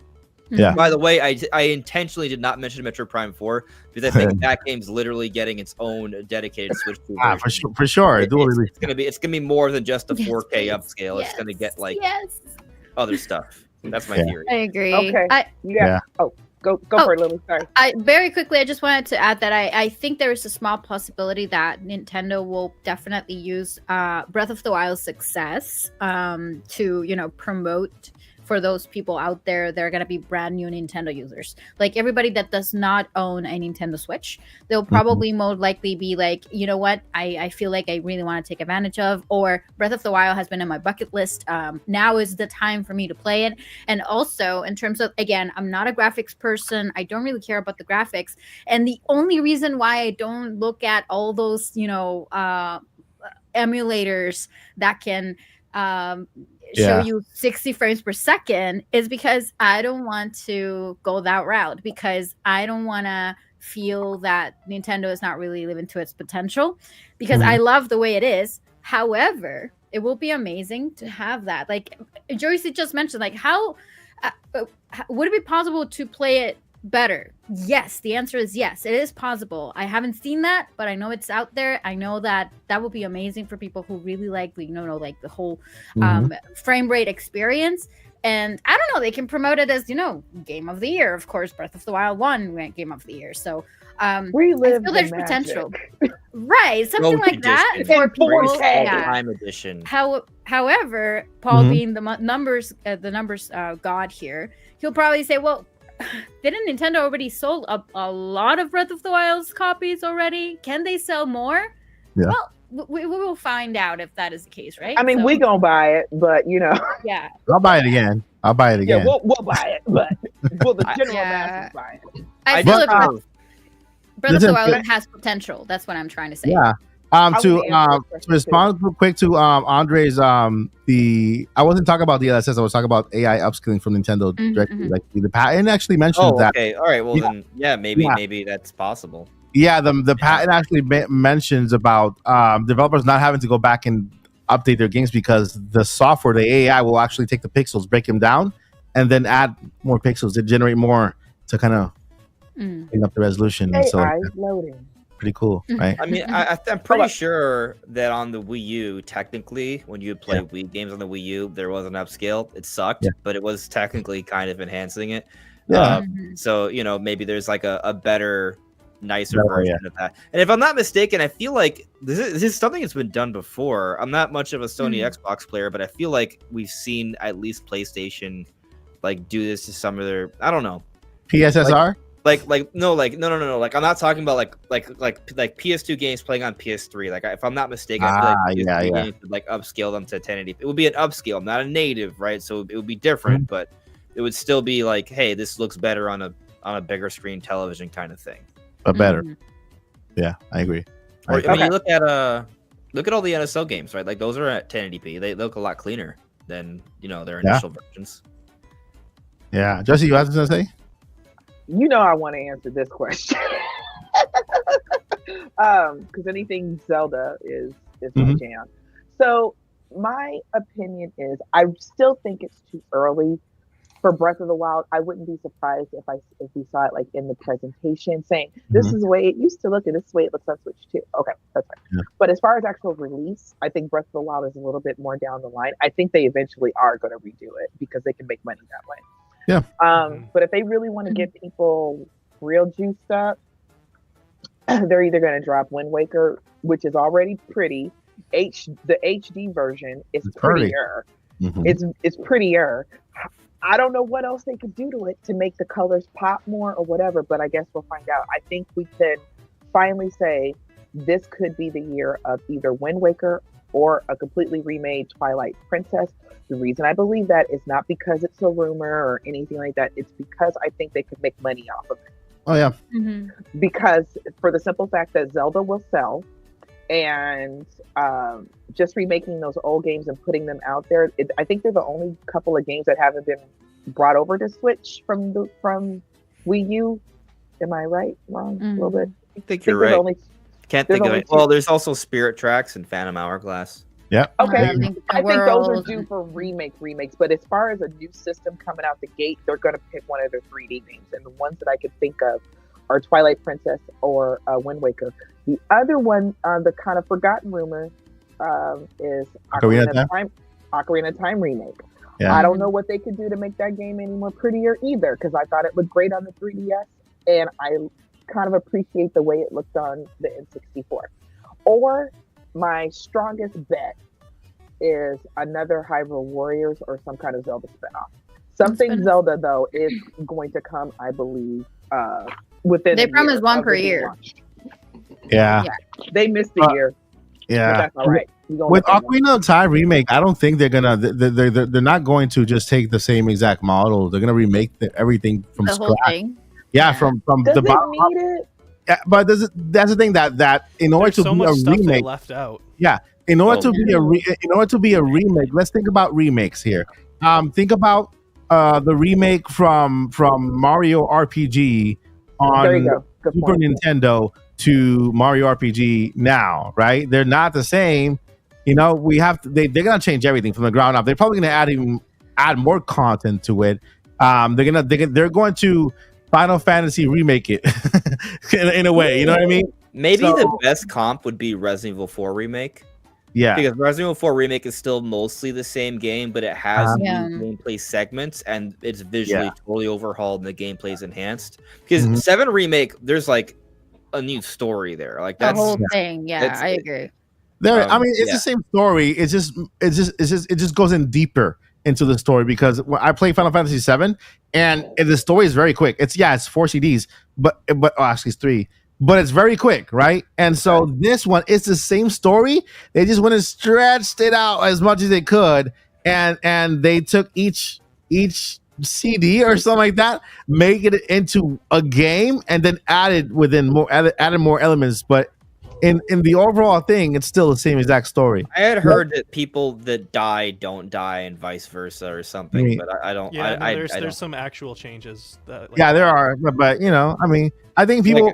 Listen, man, Sheik's got to die at the end of it. I'm just kidding. Although I will say, right, like, you know, Ocarina of Time is a game that's famous for splitting the timeline into 3. If they threw in a nugget there to kind of speak to that would be cool, right? Another thing, there is, if they do add some elements that sort of maybe like show lore connections between Ocarina of Time and Breath and Tears, that would also be interesting. Like if there's a Breath of the Zonai, for example. Nothing crazy, but just, you know, something. Give us a little nugget. I'd love Dear Nintendo, I have already figured out the timeline. I can tell you in 3 sentences. Holla at me. I will add to that. I had to explain it in my own script, so yeah. I will add to that, to what Andre said about having it you know, be different because there were 3. That's where the timelines came from, so to speak. I've been under the assumption for a long time that this Zelda movie is going to be 90% Ocarina of Time. Nope. Just be a different timeline, because that is like the kind of staple Zelda.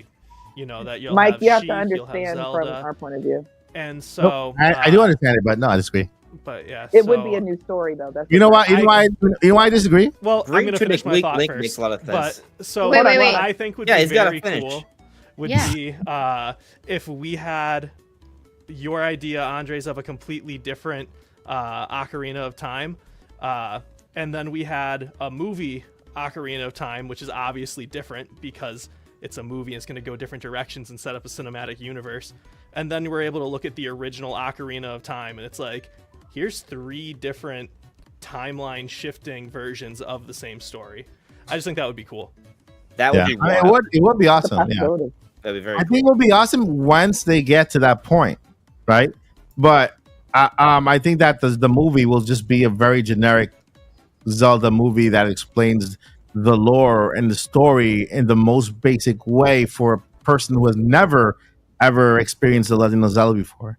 You know? So you mean So- you're thinking of them doing it like the Marvel way, where they have the basic introduction, the second one is Yeah, the big They- conflict, the they third one's confirmed- the resolution. They confirmed multiple movies. He said this is multiple movies. It's not just one movie. So it's gonna be the first movie is gonna be a movie that if I've never heard of Link or Zelda, or I'm the guy that say, hey, I thought Zelda was the guy. You know what I mean? You know, I'm gonna go into the movie. By the end of it, I'm going to understand. Okay, this is that's the movie they're gonna. They have to.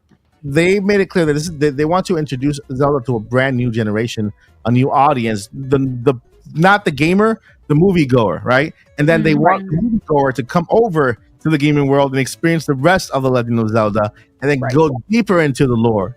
So if you present that much lore, it might get complicated and it might scare people away.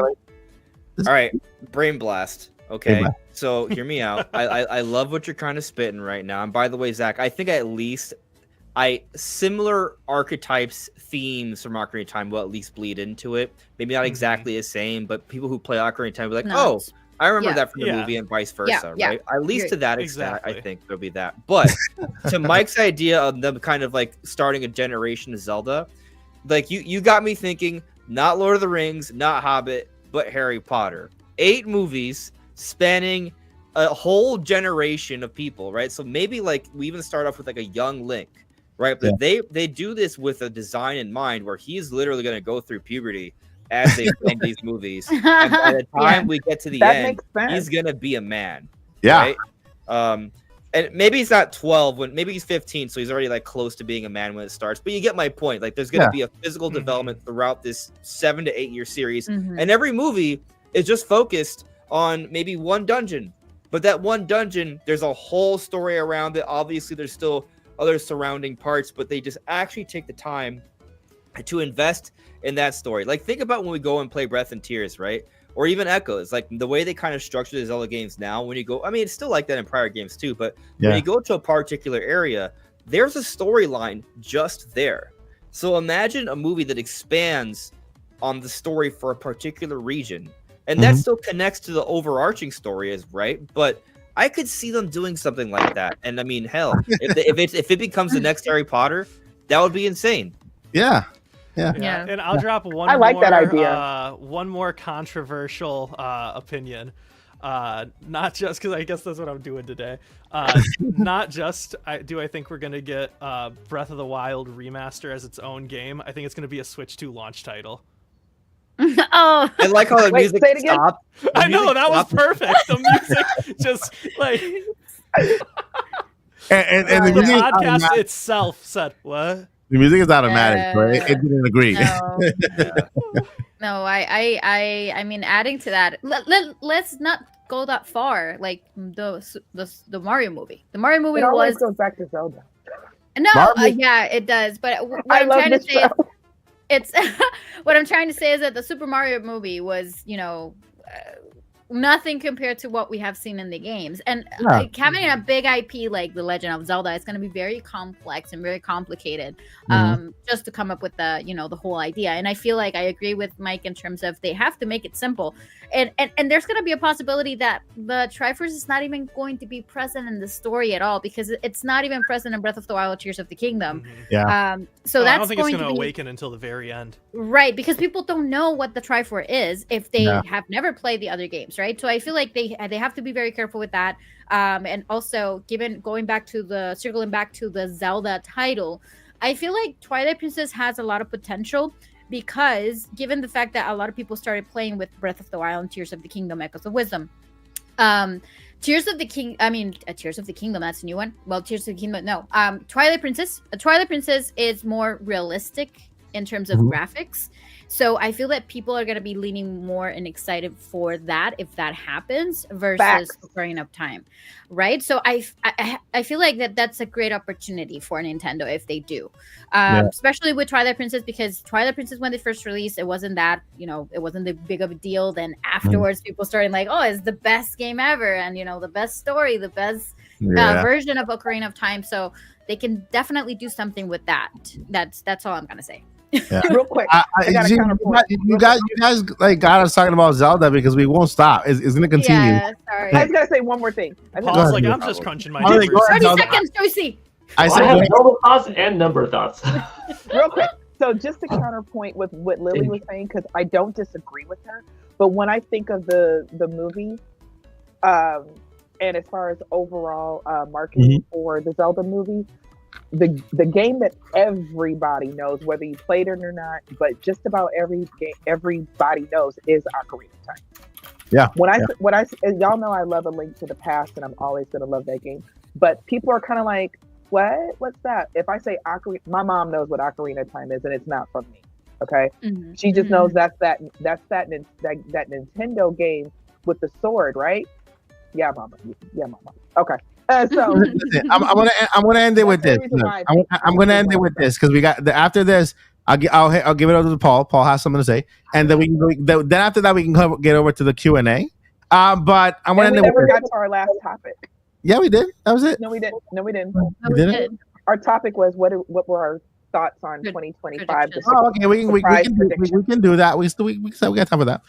So all right. This is what the movie's my thoughts. Metroid Prime 4 is gonna be game of the year. 3D Mario is gonna be second. Everything else is gonna be good. Right, there you go. Listen, this is what's gonna happen with the Mario movie, with the Legend of Zelda movie. We're gonna have two characters that are gonna feel like they're meeting each other for the first time, right? Link and Zelda. They're gonna learn within the movie about the Triforce, about the fact that they themselves are chosen ones, and there have been others before them. Okay, but then it's gonna the story's gonna start from then moving forward, right? Once it moves forward, people are gonna be like, can we learn about the ones that were before them? Can we do a prequel to Legend of Zelda and then go back in time and learn from the other, incarnations of them? Because it's only going to follow that Link and that Zelda. It's not going to go on to multiple timelines. It's just going to follow that one Link, that Zelda. I agree with I think Andre said it, that maybe they'll just do the Gerudo Desert for one entire movie and then get that dungeon out of the way, and then like move over, travel to the Fellowship of the Rings to the other other dungeon. Probably gonna bore people because it's kind of been there, done that. Yeah, but you got to keep the story moving. Yeah, so I mean that's the last thing I want to say on Zelda. I think it's gonna be like it's a beginner movie for those who needs to get into the franchise, and it's gonna kind of eventually, y'all. We are gonna have an all Zelda podcast. We are, we will. We have like 5. Way overdue. We'll have the minute they announced the cast for that movie, that next podcast, get ready because we're gonna break it down. We're gonna break it down. Yeah. I mean, Zelda's gonna be a big deal in 2026. So when I show up again to start the next season, there you go. We'll have a lot of Zelda to talk about. Yeah, for real. Andre, you're my friend. You have to come back earlier than that. You said we were friends. Hopefully, I can come sooner than that. But yeah. Let's start the last topic with Paul. Paul, give me your top 3 game predictions for Nintendo Switch 2 2025. One surprise. So this is 3 games. 3 games. One surprise from Nintendo. Okay, where are my notes? My notes. One surprise. Okay, and then one sale. Like the sales. How much you think the Nintendo Switch 2 will sell in its first year? The 3 games that I think will be on Nintendo Switch. Yeah, at launch. One of them being a surprise. Yep. That's the first part. New big 3D Mario. Mm-hmm. Yes. More than just an up-resed Metroid Prime 4, which I think some games will just be DLSS improved, and some games will be actually built as in a couple of different SKUs. Mm-hmm. So a Metroid Prime 4 exclusive Nintendo Switch 2 build, a brand new 3D Mario adventure, and then my optimistic surprise is a new Star Fox. I just want that to be a new pillar for Nintendo to take the action adventure flight sci-fi genre. Better roll. Do something amazing with it, and new Star Fox is my true hope. I think we're going to get a new Donkey Kong this gen. I'm not 100% 3D or 2D? We're going to get a new Star Fox. Donkey Kong, I think we're going to get. Star Fox, I don't know. Well, Donkey Kong, I almost know. It's got to be with the movie is it and all 3D that or stuff, 2D? I don't know, man. I'm not sure it's a 2D Donkey Kong game coming out next week. It seems kind of sus. Is that okay? This is a dumb question because I don't know a lot about Star Fox. I call it Firefox. Okay. The web browser. That's a web browser. I mess up and call it that. I know. Is that okay? Look, I know you guys are laughing at me. Is that called an X-wing? Close. It's called an R-wing. ARWING. Is it a play on X-wing? Is it a play on X-wing? They call it an R-wing because it's also like it sounds like a letter. Star Fox references a few things, so that I'm not sure, but maybe. And the follow-up question is there a Lego special edition of that? There probably should be. Because that looks like we need one. I'll tell you what, the moment they announce one, we know a new Star Fox game is around the corner. Exactly. Yeah. So We're getting does a the Game new Boy Game Lego. Boy Lego hint us something? It hints We're at getting a Game Nintendo Boy Mini. Lego making a lot of money. That's what it It was hints really at. cool. Oh yeah, believe me, they made a lot of money with this baby. So Yeah. That's one I really want. The Lego Game Boy. That's one. Okay, I need to have that one. Yeah. For real. Paul was going to say something else. Okay, Paul. If the Lego Game Boy could either be an NSO Game Boy player or something that takes original Game Boy cartridges, that would be pretty dope. And then that would just be a continuation in sales to the Game Boy line of this, 100 million selling platform to Like PlayStation. Yeah. But the other question, I had a little Zelda thought. Maybe I'll throw that one in fast. But the other question was the sales talk. Depending on when Nintendo Switch 2 comes out, the later in the year, if you're talking about calendar year of 2025, it won't have enough months and enough opportunities to produce enough to compete with PlayStation 5 in 12 months of sales. Even though PS5 is on its decline saga, kind of like Nintendo Switch was technically, 2021 was a decline from its peak in 2020. PS4, it's on a decline. 2025 is going to be less than 4. PS5 will still manage to sell probably like 18 million this year, because I'm expecting it to be around 90 million by January 1st, 2026. I'm thinking of 90 million. So 18 million if Nintendo Switch 2 comes out in June. Nintendo's not going to be able to make more than that. If you're looking at the next 12 months aligned from, let's say, Nintendo Switch comes out June 27th, and you're looking at that June 27th through June 27th of 2026, yes, that 12-month period, Nintendo Switch will beat PS5 because I'm expecting as high as 22.5 million Nintendo Switch 2 systems basically made and sold. And that is pretty ambitious because Nintendo Switch only had around 15 million in its first 12 months. But then again, its 12 months was sort of weird because it started off on March 3rd. So you can't go until December 31st, but technically going to March 31st is a little bit longer. It's a one year and 28 days. Is that big of a deal? No, but it is technically longer than a year. But I think that Nintendo Switch 2 is going to come out heavier with a bigger front-loaded volume to satisfy a bigger audience that they created over the last 8 years, and knowing that the demand is going to be higher for Nintendo Switch 2 than it was for Switch based off of Wii U, based off of now Switch. So I'm expecting as much as 22.5 million, but that is on the higher end. I don't think it's going to be more. I think it could be less, like 18. But I'm going with PS5 for the rest of the year, Nintendo Switch for the first 12 months aligned. And if you want to get a little bit more fair, the first 12 months of Nintendo Switch 2 versus retroactively PS5's first 12 months back in November 20 through November 21, Nintendo Switch 2 will also beat that metric.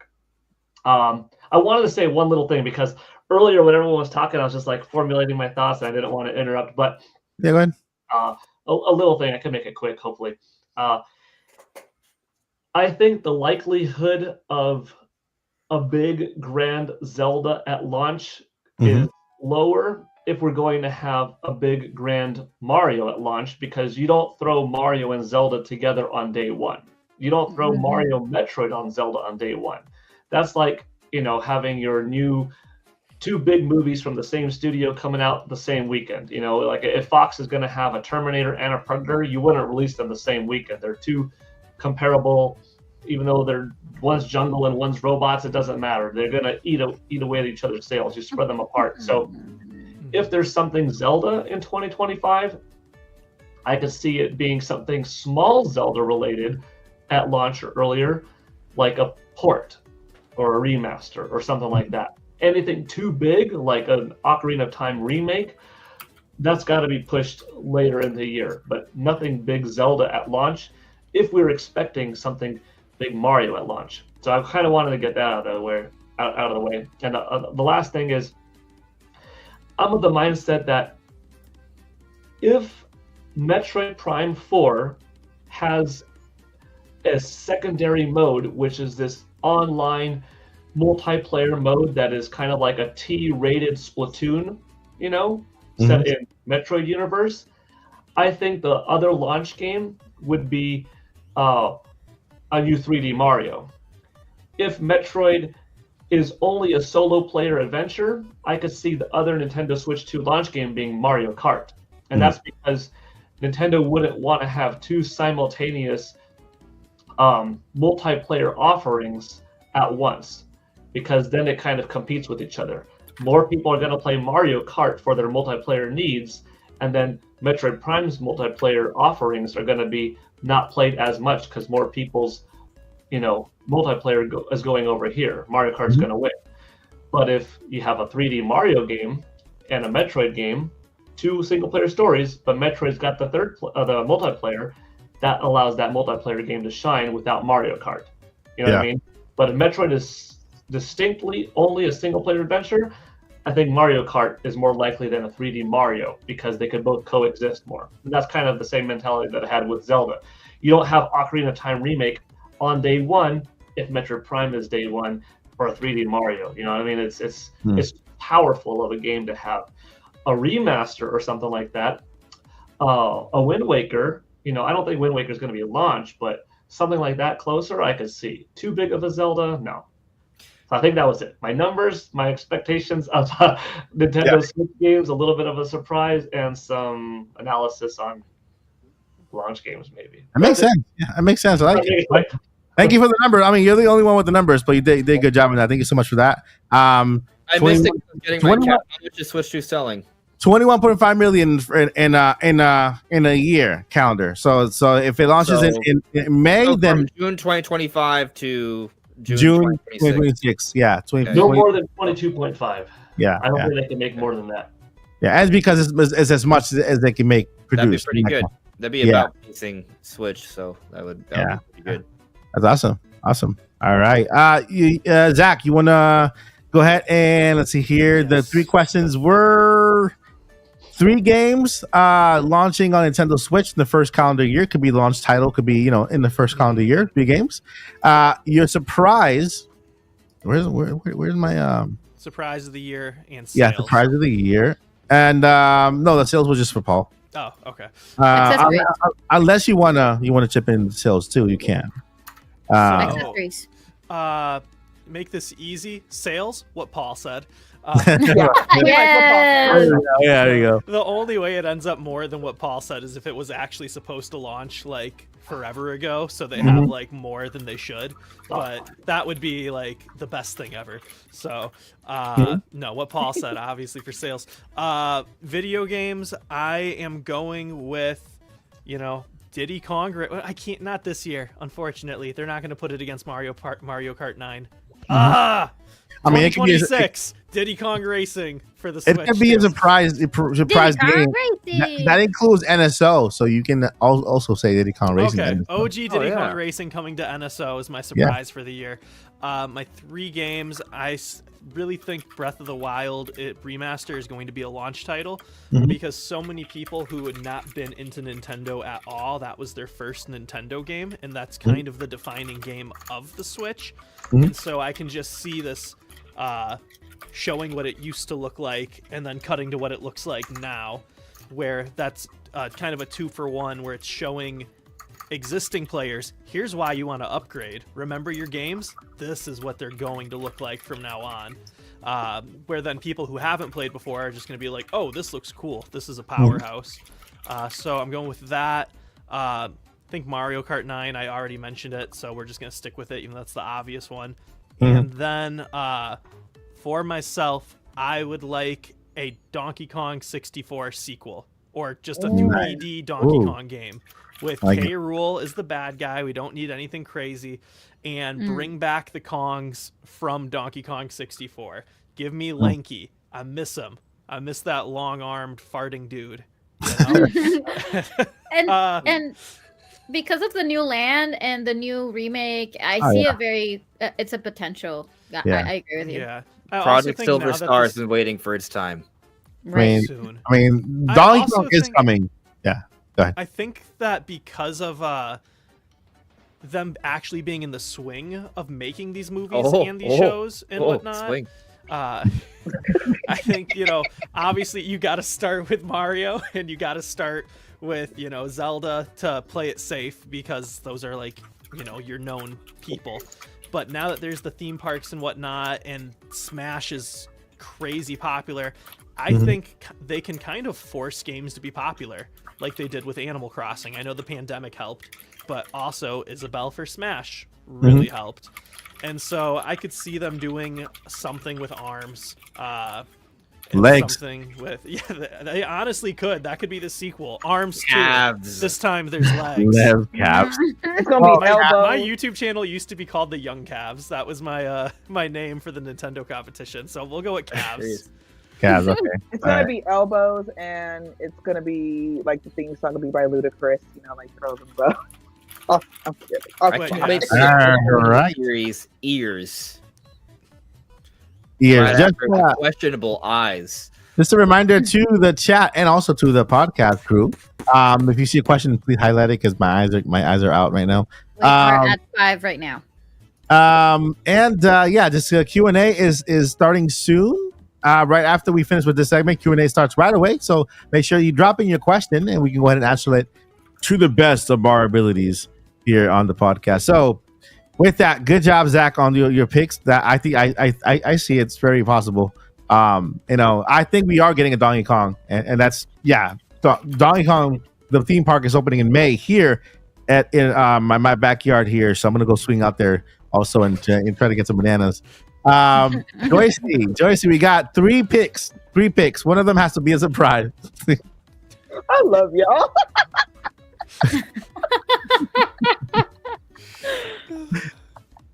3 picks. One of them a surprise. And then what was the other one? I don't even know. Surprise, video games, and we had accessories, but we didn't. Okay. Let me throw in accessories. I've said it on the channel before.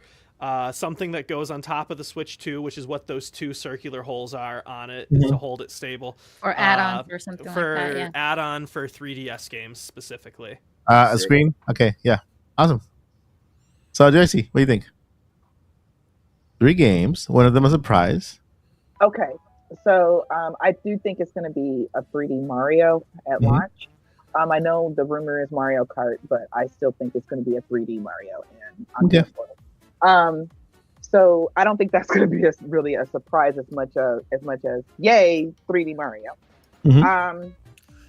And I think my other one is going to be some kind of Zelda game. I don't know which one. I don't know if it's going to be a spinoff like Hyrule Warriors. I don't know if it's going to be a remake, but just something Zelda.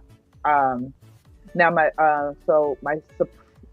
it's on the rumor mill, so I don't know how much of a surprise it's going to be, but I think how good it's going to look is going to be the surprise, and that's going to go to Final Fantasy VII nice. Remake and Rebirth. Not a blurry. And in the first, and I don't know when it's coming, but I'm going to put money on it.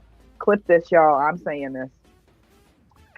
If it's not exclusive and it comes out this year, GTA 6 is dropping on Switch 2. Clip it. I said it. I believe it. GTA was filmed live here in Florida by where Andre lives, like in Miami, like around that area. Is in the trailer. Also, if it's not exclusive, it might be a swing. No, I live in the suburbs. Okay. Like a normal person. You don't fight alligators every day? No, I've never seen an alligator in my day-to-day living. I have to go once in a while, hear an alligator eat somebody's arms off, and I just feel like I have to defend Florida, and specifically Miami, because there's so many crazy stories. But as someone who lived here, it's a very normal, safe place, unless you go to the bad places. Where they film GTA 6. Gotcha. Yeah, exactly. Like that. Overall, Disney, things. If you go to South Beach, it will get a little wild, but that's like going. So now we all know where Andres spends his weekend. So if you ever want to see him, that's where he's at. All right, let's go on. Joyce, were you able to give your 3 games? Yeah, that was all 3, and GTA 6 is my wild card, if you will. All right, sounds good. Let's go over to Lily. Lily, what do you think? 3 games? One of them a surprise? I read it very differently. I thought we were talking about year predictions for video games, accessories, and surprise of the year, meaning that anything that's like everything overall, it doesn't necessarily have to be video games. And just for the sake of not repeating what everybody has been saying, because I feel like I agree with a lot of the things that were mentioned. I'm just gonna tweak it a little bit. So for video games, I am definitely going to go for a big third-party launch. Like I wouldn't say Grand Theft Auto, but I will leaning more to Final Fantasy. I feel like that could be. I mean, if it's Grand Theft Auto, it's gonna it's gonna be for history. Yeah, it's gonna be crazy, right? So and I'm also going to go for Star Fox. I feel that it's Star Fox year. I definitely feel that they're first year. I feel like they really have to, because that's an IP that, because we have Metroid, right? And a Metroid, it's I feel like it's more like a niche kind of IP versus Mario and The Legend of Zelda. I feel like it's a good thing that they're bringing Metroid Prime 4, of course, because we have been waiting for that for a long time. But Star Fox is kind of there. It's I feel like it has been forgotten already. So I think it's a good thing for them to bring it. I'll definitely go for a remake or an HD version of any Zelda that we don't have, meaning Wind Waker, Twilight Princess, even one of the 2Ds. If Gresso handles A Link Between Worlds, I'm gonna be very happy. But it'll be HD. Right, yeah. Because you know what? Those are the games that I'm not able to play anywhere. I don't have a 3D anymore, a 3DS anymore, so I can't really play those games anymore. But the surprise of the year, I was going to go for The Legend of Zelda cast. I know it's not going to be a surprise because we know we're expecting a movie. But for me, knowing who's going to portray my most beloved characters, it will be a surprise for me. But I have another one that could be a surprise for me. Having like and Majora's Mask and Ocarina of Time 3D version, the one that Gresso remastered, in a bundle. That will be a surprise for me. Like to be able to buy something like the 3D All-Stars that was limited for the 3 Mario games. Something like that, but more like specifically for those remakes that we cannot play anywhere. Like we don't have it on the NSO. We don't have it available on the Switch. So I feel like if they can do some sort of combo or bundle, that'll be amazing. Yeah. And accessory wise, I think that there's a huge potential. I agree with Zach in terms of there's a huge potential of having or getting more accessories. You guys remember those days when we had a bunch of Nintendo official accessories it was just crazy. Like a lot of things they were able to put on top of the console. We don't have that anymore. And because of the Alarmo, I feel that was kind of a tease that, hardware is coming. Be prepared. So that's what I have a feeling it's going to happen. But that's the hilarity of Alarmo when we were thinking it might be switched. Right, everybody. Remember, they did that on purpose because every other piece of hardware they drop flops. So they wanted to secure that the Switch That 2 is would true. not They flop. dropped the hardware so that they can, it's like, yeah, you're right. All right, thank you, Lily. Those are our great picks. And Real quick. Andre, you got your Real three quick. picks, and your surprise. Real quick, Okay. if they show us the cast, Lily, we have to like pick that apart in a 10-hour podcast. We Oh, have to yes, pick that yes. apart. Okay. Invited. Yeah, send the Okay, invite. sorry, Yeah, Andre. sure. No, you're good. So I think you guys mentioned a lot of things that I'm like, yeah, we're Star Fox, yeah, 3D Donkey Kong. Those make so much sense. I honestly believe that those are not far off. Like I'm being serious. Like not hopium. Like I think they are not far off. They are Switch 2 projects, and they're going to be awesome. But I'm going to add another one to that mix that's kind of in that same realm of Donkey Kong, Star Fox, where it's a great Nintendo IP, but we haven't seen it in a long time. But it has the potential to be amazing. F-Zero. I think there is a new F-Zero in the works, just like there is for Donkey Kong and Star Fox. And when we see it, we're like, oh, that looks crazy in the best way possible. Is that a year one game? That's where I'm a little uncertain. But I got some certainties for you, right? All right. Strike certainty from the record. Anyway, I think this one makes a lot of sense, though. Luigi's Mansion 4. Yeah. Yeah. I love Luigi's Mansion. Their cadence of releases every 3 years, and we're due for a game in 2025. Yep. Luigi's Mansion 3 was one of the best-selling games on Nintendo Switch. 2019. Mario movie's coming out April 2026. It's the 40th anniversary. It's kind of like the time for it to happen. So even if it doesn't hit 2025, I think we could at least see an announcement, and it's coming out sometime 2026 at the latest. So I think that's definitely on the table. Beyond that, of course, Metroid Prime 4, 3D Mario Kart, those are like kind of like the givens, right? I'm trying to like go a little deeper. Switch Sports Resort. I think we're getting a follow-up with Switch Sports. That might even be a launch title in conjunction with another game. As Paul was talking about earlier, it does make sense to go for a 1-2 punch. What's that 1 to that 2? Maybe 3D Mario, maybe Metroid Prime 4. Like there's certainly a potential good matchup there, but I think Switch Sports Resort is on the table. And then for one more, you see, I want to mention this. I don't know if it's the year one title though, and that is Project Legacy. That's a code name for what Monolith Soft has been working on. The one with the tree? It's the one with the artwork that's been around for like 7-8 years, and they recently stopped putting up. They took down their hiring page for the project, and now they're hiring for a new RPG in the future, right? So the theory is that this game is getting close. The kind of like wrench in this plan I have though for this game to be like a big title this year is that even though Monolith Soft put out Xenoblade 2 in the launch year of Switch 1, so you would think they'd want to match that, we're getting Xenoblade Chronicles X in March. So it makes it I'm a little skeptical that they're going to put out 2 releases in the same year. However, they've been working on this game for the entire Switch generation if it's actually coming, right? So it could be one of those things where this dev just has 2 games that are just ready around the same time. We've seen that happen before a few times with different Nintendo devs. So maybe we're getting that Project Legacy new IP game in that first year of Switch 2. So we'll see what happens with that. But now I'll tell you the surprise. Yeah. The surprise is that Metroid Prime 4 Beyond will win Game of the Year. I'm here for it. I'm here for it. Yeah. People are going to realize that Metroid is just as good as Zelda and Mario. Yeah. Oh yes, agree. On top of that, real quick, just picture this. What if we get to the end of the year and all the GOTY noms are all Nintendo games? The cherry on top.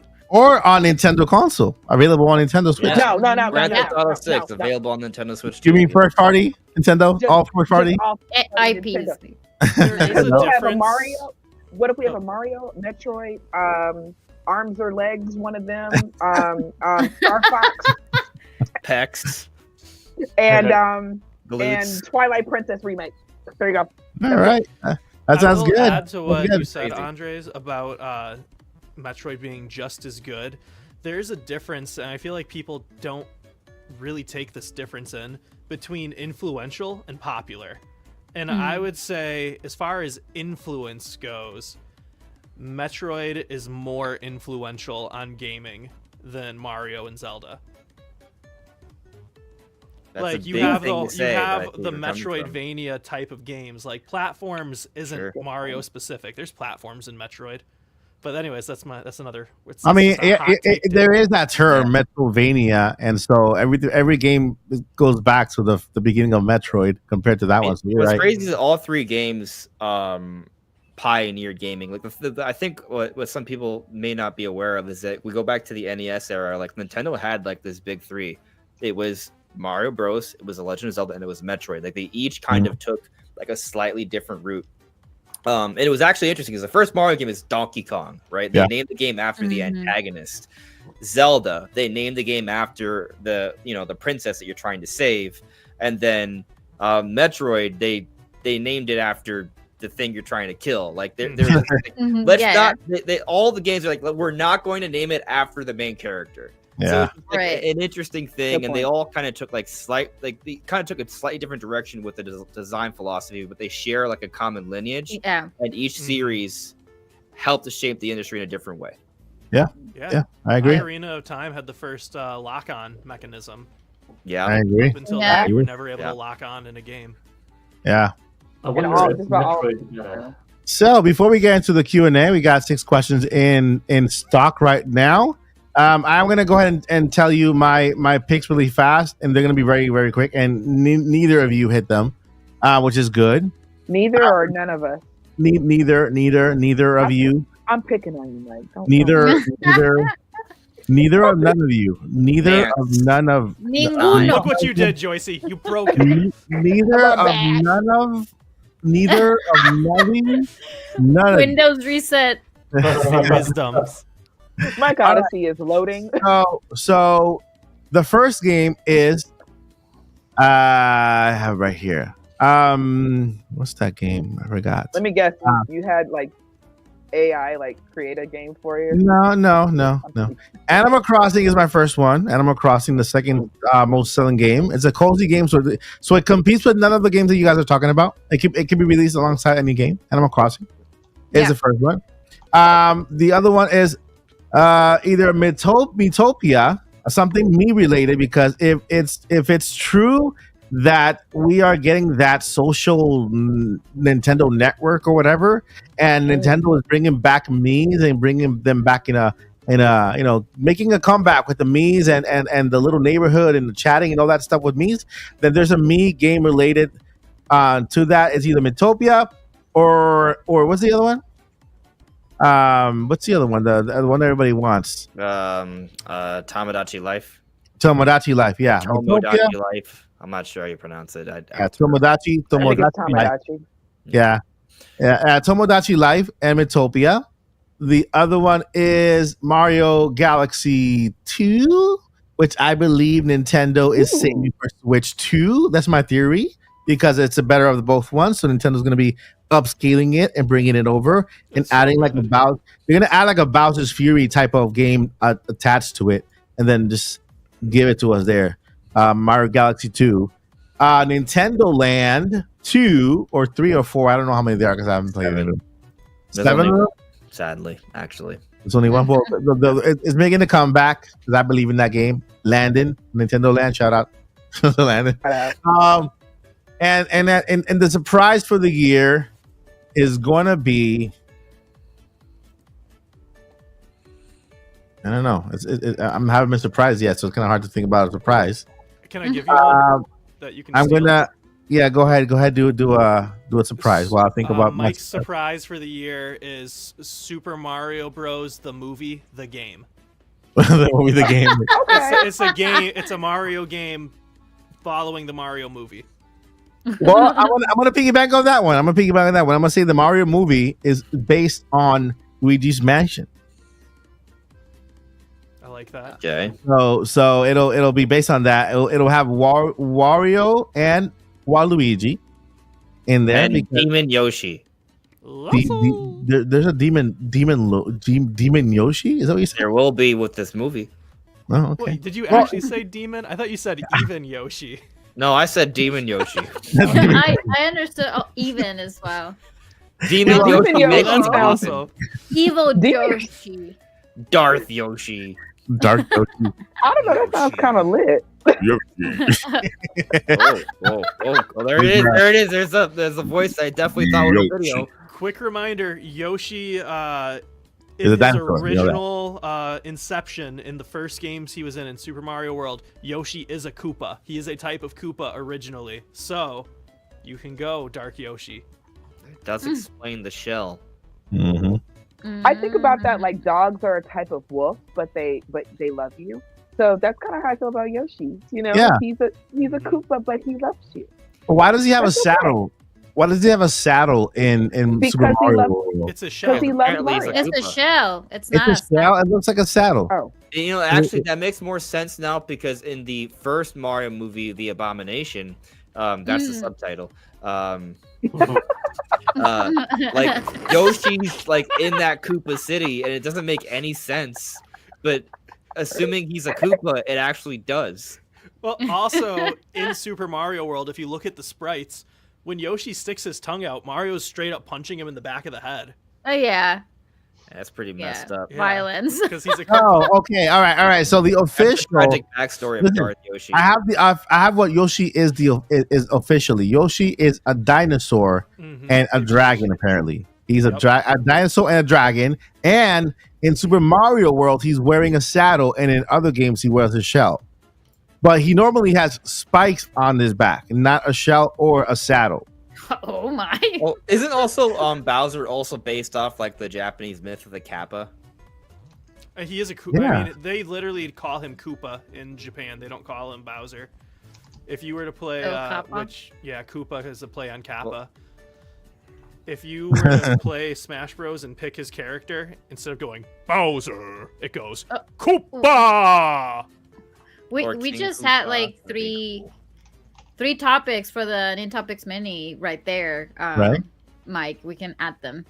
But the Yoshi, Yeah, like the whole story behind Bowser, how it was created, For real, Yoshi, for real. and the movie. We have like 3 topics there. There you By go. the way, Yoshi's gonna have a big year. yeah. By the way, that's a call out to a new show coming this year called Nintopics Mini, where it'll be one-on-one. Either Mike Odyssey and one of the people here present, right? And we'll be having a one-on-one discussion on any particular topic for that said week. So stay tuned for the Nintopics Mini, which is a little mini version of a podcast, 10 to 15 minute conversation, just a little bite size, We're for gonna you try. to enjoy. We'll try. that. Yeah, we'll try that. But I think it's now time for the Q&A, and we do have 7 questions in stock. Lucky number 7. Lily, you want to take over? Yeah, sure. So we have our first question. Ara, thank you very much for your question. Do we want an OLED, or do you think there's gonna be 2 different Switch models? Not I at think launch. I launched. Yeah, go ahead, Andre. No, I'll just say I don't think like unless we're talking about like maybe like a color difference or a sword space difference, like Mhm. that's the most, and even then I'm kind of skeptical. The colors, yes, because we had 2 for Switch 1. I think that's kind of like expected. There'll be like a Mhm. basic one and a more colorful one. Yeah. Maybe because Nintendo has done this before, there could be 2 different storage spaces, and it's kind of like an industry standard. But in terms of there being 2 different like screens at launch, I think that's unrealistic. However, I do think that 2 to 3 years from now, we will be talking about a revision, and that revision will likely have better battery.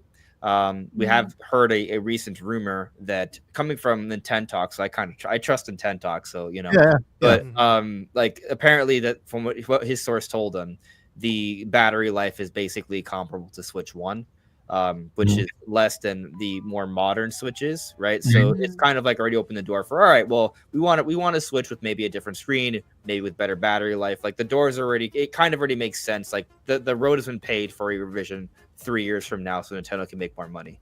So very good. Yeah. I also see that that Nintendo Switch OLED to come out with improvements and like improve battery life, and then the rumored chip, the SoC chip, whatever that's 8mm, whatever people are saying that 8mm, 8 but nanometer, 8 nanometer. As what did I say? Millimeter. Anyway, Well, that's a whole other innovation. Yeah, that's the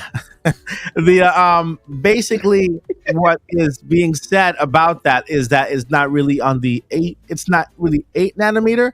It's a 7 nanometer, which is based on the same architecture as the 5. So it's actually if they want to release an updated Switch, and then just reduce the nanometer chip so it could be give you more battery, more power. Then they could do that. Just like they did it with the Switch. They reduced. They did, So yeah, I just kind of like thinking about that. Like it's just like, oh, like so the battery's better because it's more efficient.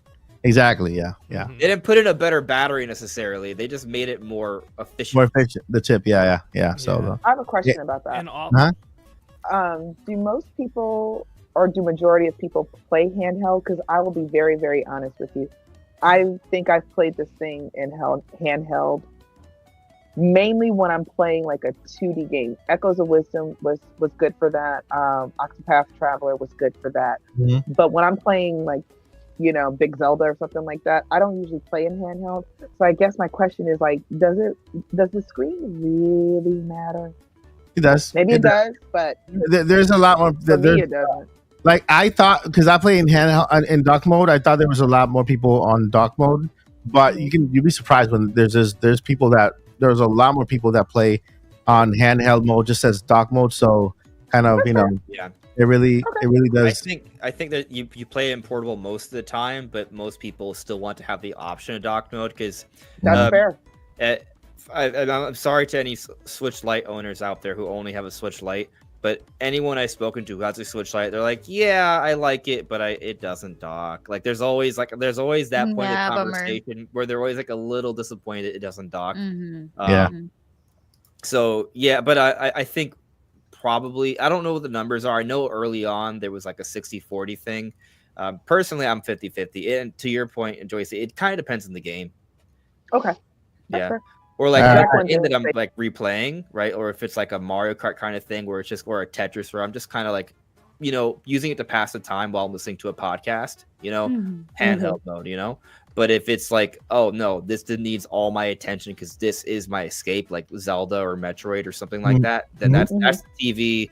I'm putting on the backlight. I'm dimming everything. I'm turning on the candles. Okay, there's no candles. I'm just kidding about the candles, but no, he has sexy time with Samus. That is totally okay. We listen. We don't judge. All right. Next question in line, and wait, real quick. Zach wanted to say something. Real quick. Yeah, he wanted to say something. Oh, sorry, I Zach. have no clue. Okay. I have no clue. It was No. it was just that one thing that people keep forgetting about the battery life is this new Switch. Will most likely be 1080 and not 720 handheld, and so that's going to use more power. So if it has the same battery life, that's technically a better battery still.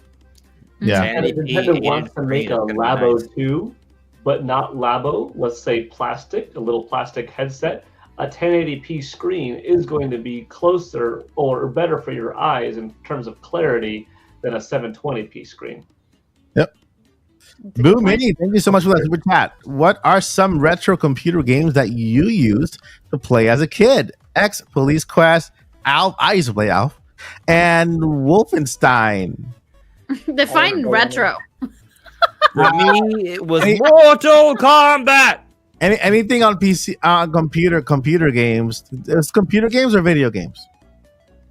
Computer games, like on Computer PC, games, like mouse and keyboard. That's like the dial up. Like back in the 90s, I played Mortal Kombat. Like on mid-90s. They had it on PC. That's where I first played Mortal Kombat. Yeah. Oh, cool. So I used to play. Well, they have Final Fantasy VII on PC also. I remember I played on the PC. I used to play The Sims when it first came out on PC. What else did I play on PC? Roller Coaster Tycoon. I love that. Yeah. It was my first official, I would say, cozy game in quotation, but yeah. That was a good time. Yeah. Minesweeper. Minesweeper. Oh wait, I did play that. There was another game. There was like this game where I'm trying to remember what it was. There was like this dude that would move, and there was different traps. The Windows arcade game was Pitfall? huge. Yeah, or the pinball arcade game. The pinball arcade game. Pinball. Yeah. That's a That was- classic. I used to play chess.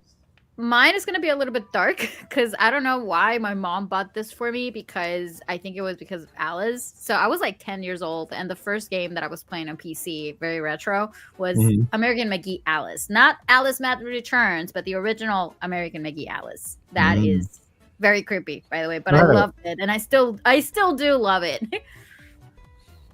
Yeah. I don't think I played anything on PC like that because I had a Nintendo.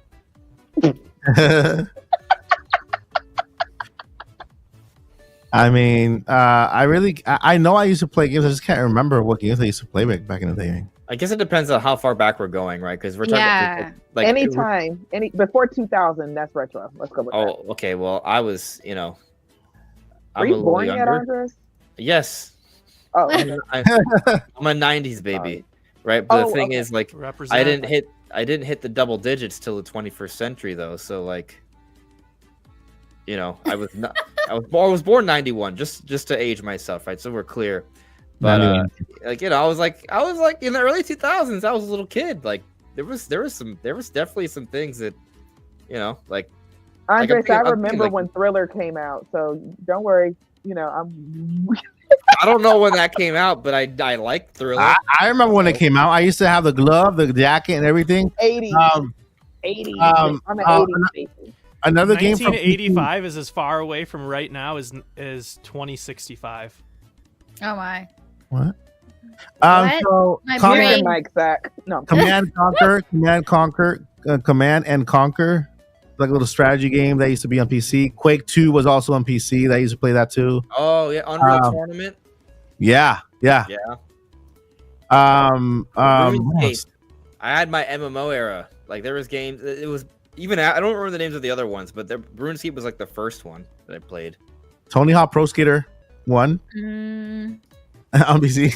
Oh, do you remember all the Flash games you could play, like, on Cartoon Network and Nickelodeon? Oh, Like, there you go. Yeah, there you The go. Batman, the animated series game. Yeah. Oh, there was like a Teen Titans. The Teen fighting Titans game. one where it's I was just about to say that was the other one. I played that like last month.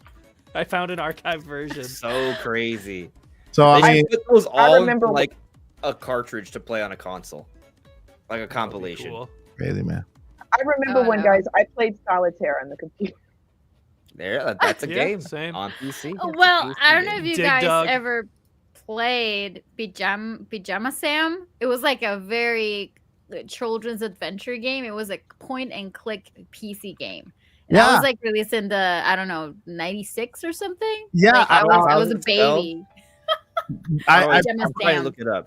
I played that one. I played Bejeweled. I played Carmen San Diego. It was like a lot of little Ooh, PC games there.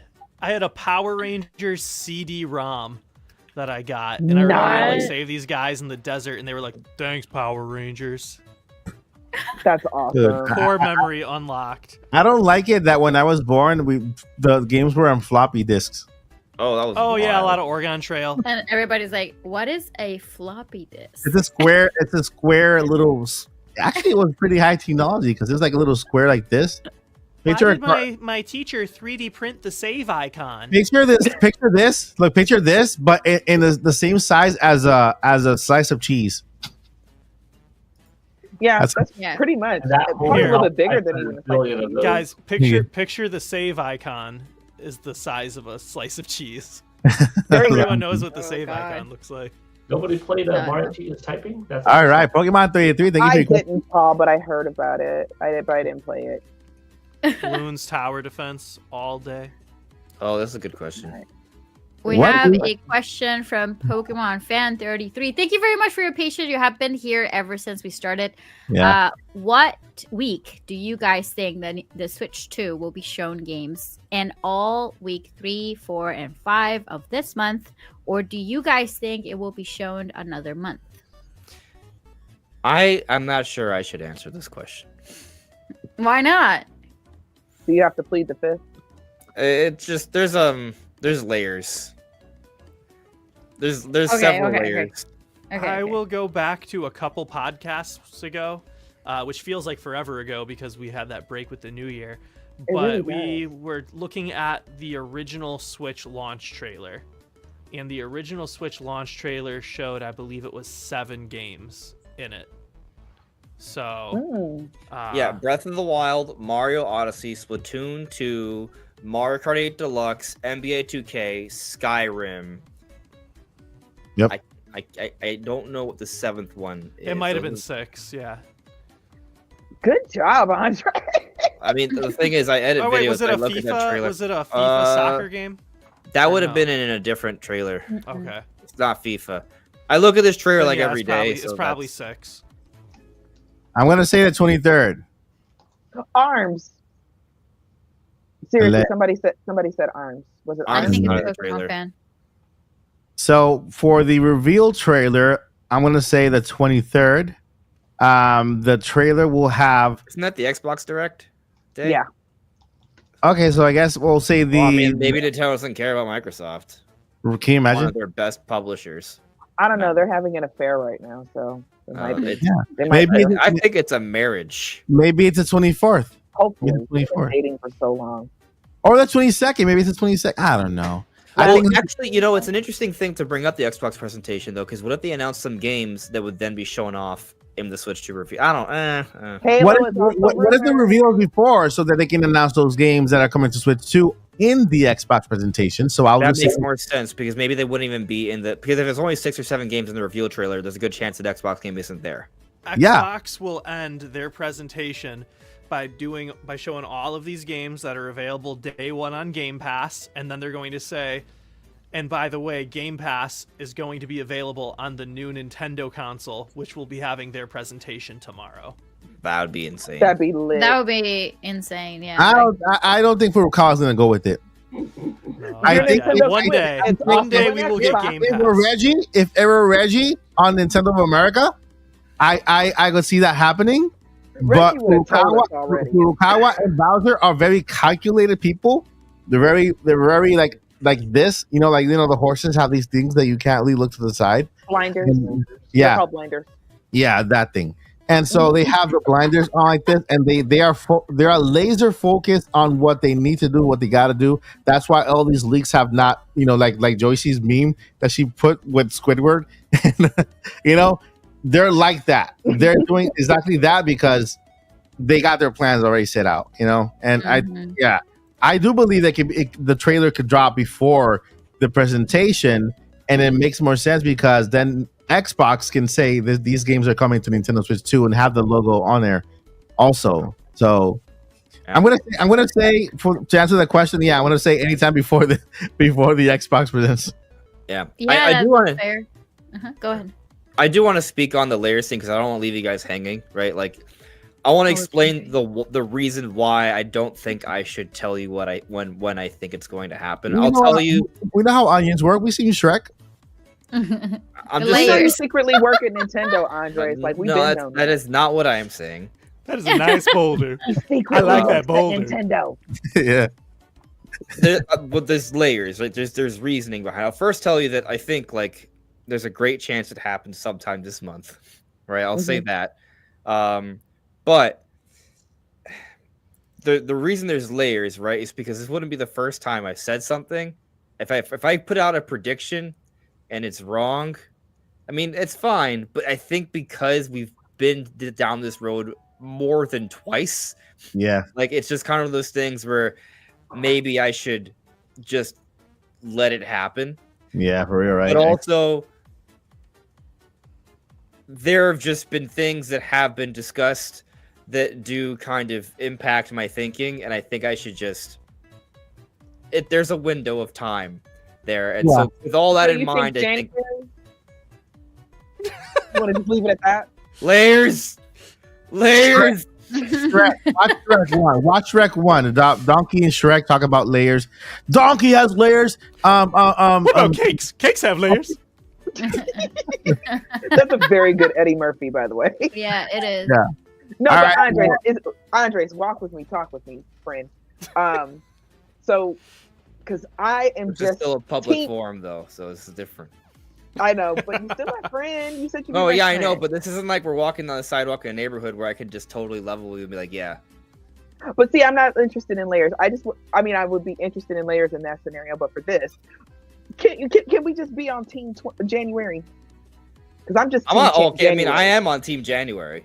Okay, we're Team January. I don't have an idea of a week either. Yeah, January every time I predict something, I'm wrong. There's only 20 days left in January. I mean, it has to be any of those days. I really thought it would be yesterday. I was just like, I woke up yesterday. I was like, I think today is the day. It's finally happening. Yep. I don't know why. I was just like, today's the day, and then it wasn't. There's a lot of buzz. But I do have a very quick question, yes or no answer to everybody here on the cast. Do you think they're gonna prepare a Nintendo Direct for the announcement, or just a trailer drop within their official accounts? Trailer drop. I think it's because they have been setting the precedent that they announce things before they happen, and they tell us, "Hey, don't expect Nintendo Switch 2 presentation during this blah blah blah." I think they have been setting the expectation that they will announce it beforehand, especially if there is a shorter window, even if it's not a month, maybe it's 3 months. You know, I think they have set the expectation that they will do an announcement prior to that. So let's go ahead and you have the next question. Yes, Justin, thank you so much for sending your question. Shout out. Do you think full games will be on the cart, or are we looking at a partial game with a download code containing the rest of the content? That is a good question. Will we all digital, or will we have a cart? I'm gonna say half and half. Nintendo will continue to do physical games. Third parties already started doing that. Well, I want to bring up the patent that talked about how there'll be a way to, you know, use smaller size files of games, and then through the AI they can kind of sure, where it needs to be, and that's going to allow a lot of developers to put on bigger games onto the cartridge. Now, I think there might be, you know, I don't think it's just like a clear cut, oh well, this is a 60 gigabyte game, let's just turn it to 20 gigabytes and there, voila, there's no changes or anything to worry about. I think there are still like layers to that situation, but I think it's still going to be a tool that's going to make it easier for more devs to fit on bigger games onto the cartridge. But games are also getting bigger. We were talking about 4K gaming, so there probably will still be partial downloads, not across the board, but it's gonna be an element the same way it was for Switch. Nintendo, though, I think Nintendo will.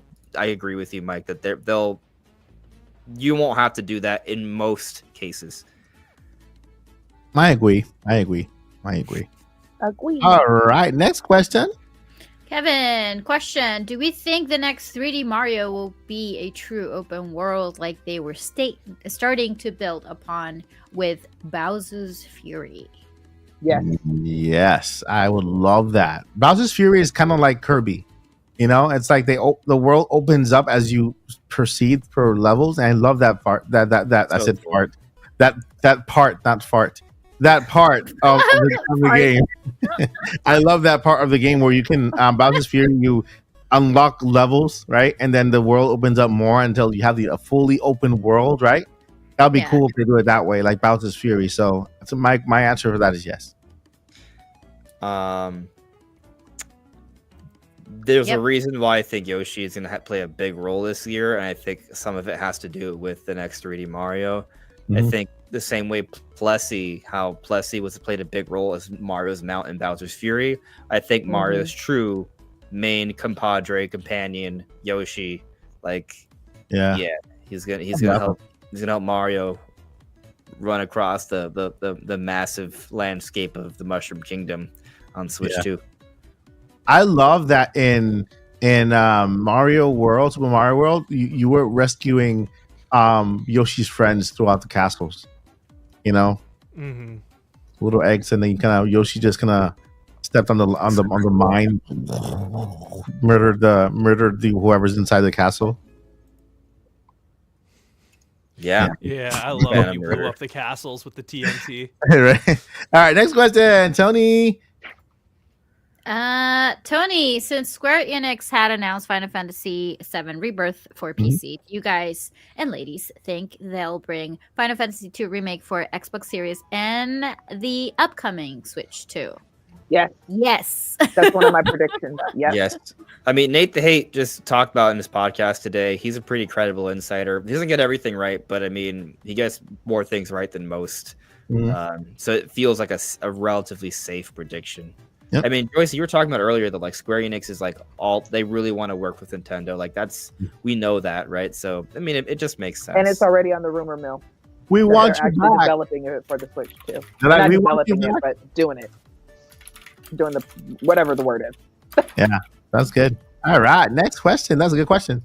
Thank you so much for that question. So, Gabbit 2483, will Red Dead Redemption 2 actually release on Switch 2? Will it perform better than current console version? I'll say yes. It will perform. I wouldn't say look better or perform better. It will be smooth. That's all I can say for the current console version. I'm gonna say it'll look great, as good as any other console, maybe just a teensy bit better. It'll look better than the PlayStation 4 base and Xbox One base versions. I agree. Is that There shade? you go. There you go. Very That's safe shade, bet, Paul. and I agree. That is the answer. That is the answer. That is the correct answer. Christina, thank you so much for your question. Could the game, the Final Fantasy Life I, Fantasy Life I, the girl who steals time, which was supposed to be released in October, now April, be Twice. a clue to the Switch 2 launch in April? Yep, I Has think it so. really been delayed all the way until April? Yeah, Listen, yeah. Fantasy Life I has been delayed Three once, times. twice, 3 times. It just keeps happening. We keep thinking it has to do with Switch 2, and we keep feeling kind of dumb. But Yeah. if it's actually coming out in April, if it's really been delayed, I didn't realize it was delayed that much. Like, Yeah, that's for real. crazy. I do have a question for Christina, though. Maybe. I have a big question for Christina. Christina, what does the C on the Switch 2 Joy-Con stand for? Cat. Dicatinos. Because she has Christina C on there, so she should know, right? Maybe it stands for USB-C, for the USB-C port at the top. USB-C. Like it's just the C port Possibility. button. Yeah, you're right. Maybe You're it stands right. for coin. Every time you press the button, the Switch 2 pops out a It just Mario coin. dings. Coin of the coin. Yeah. Yep. That's All what I was right. doing. Thank you for that question, Christina. H H1. Yeah, replaying Mon. Breath of the Wild. Sorry, go ahead. I was just saying something silly. Go ahead. What developer decided to give Zelda this cake Cake. appreciation cutscene? Aonuma is a cake man, confirmed. So, in case anyone is unsure what Yeah. Hmon is referring to, there is one of the flashbacks in Breath of the Wild. Link and Zelda are interacting with each other, and there's a frog. She goes to pick it up, and we I get know which a one they're very talking about. nice look at the cake. And What you cake? know, Is that Cake another is word a for lie. Zelda's butt? yes, Zelda's butt? yes.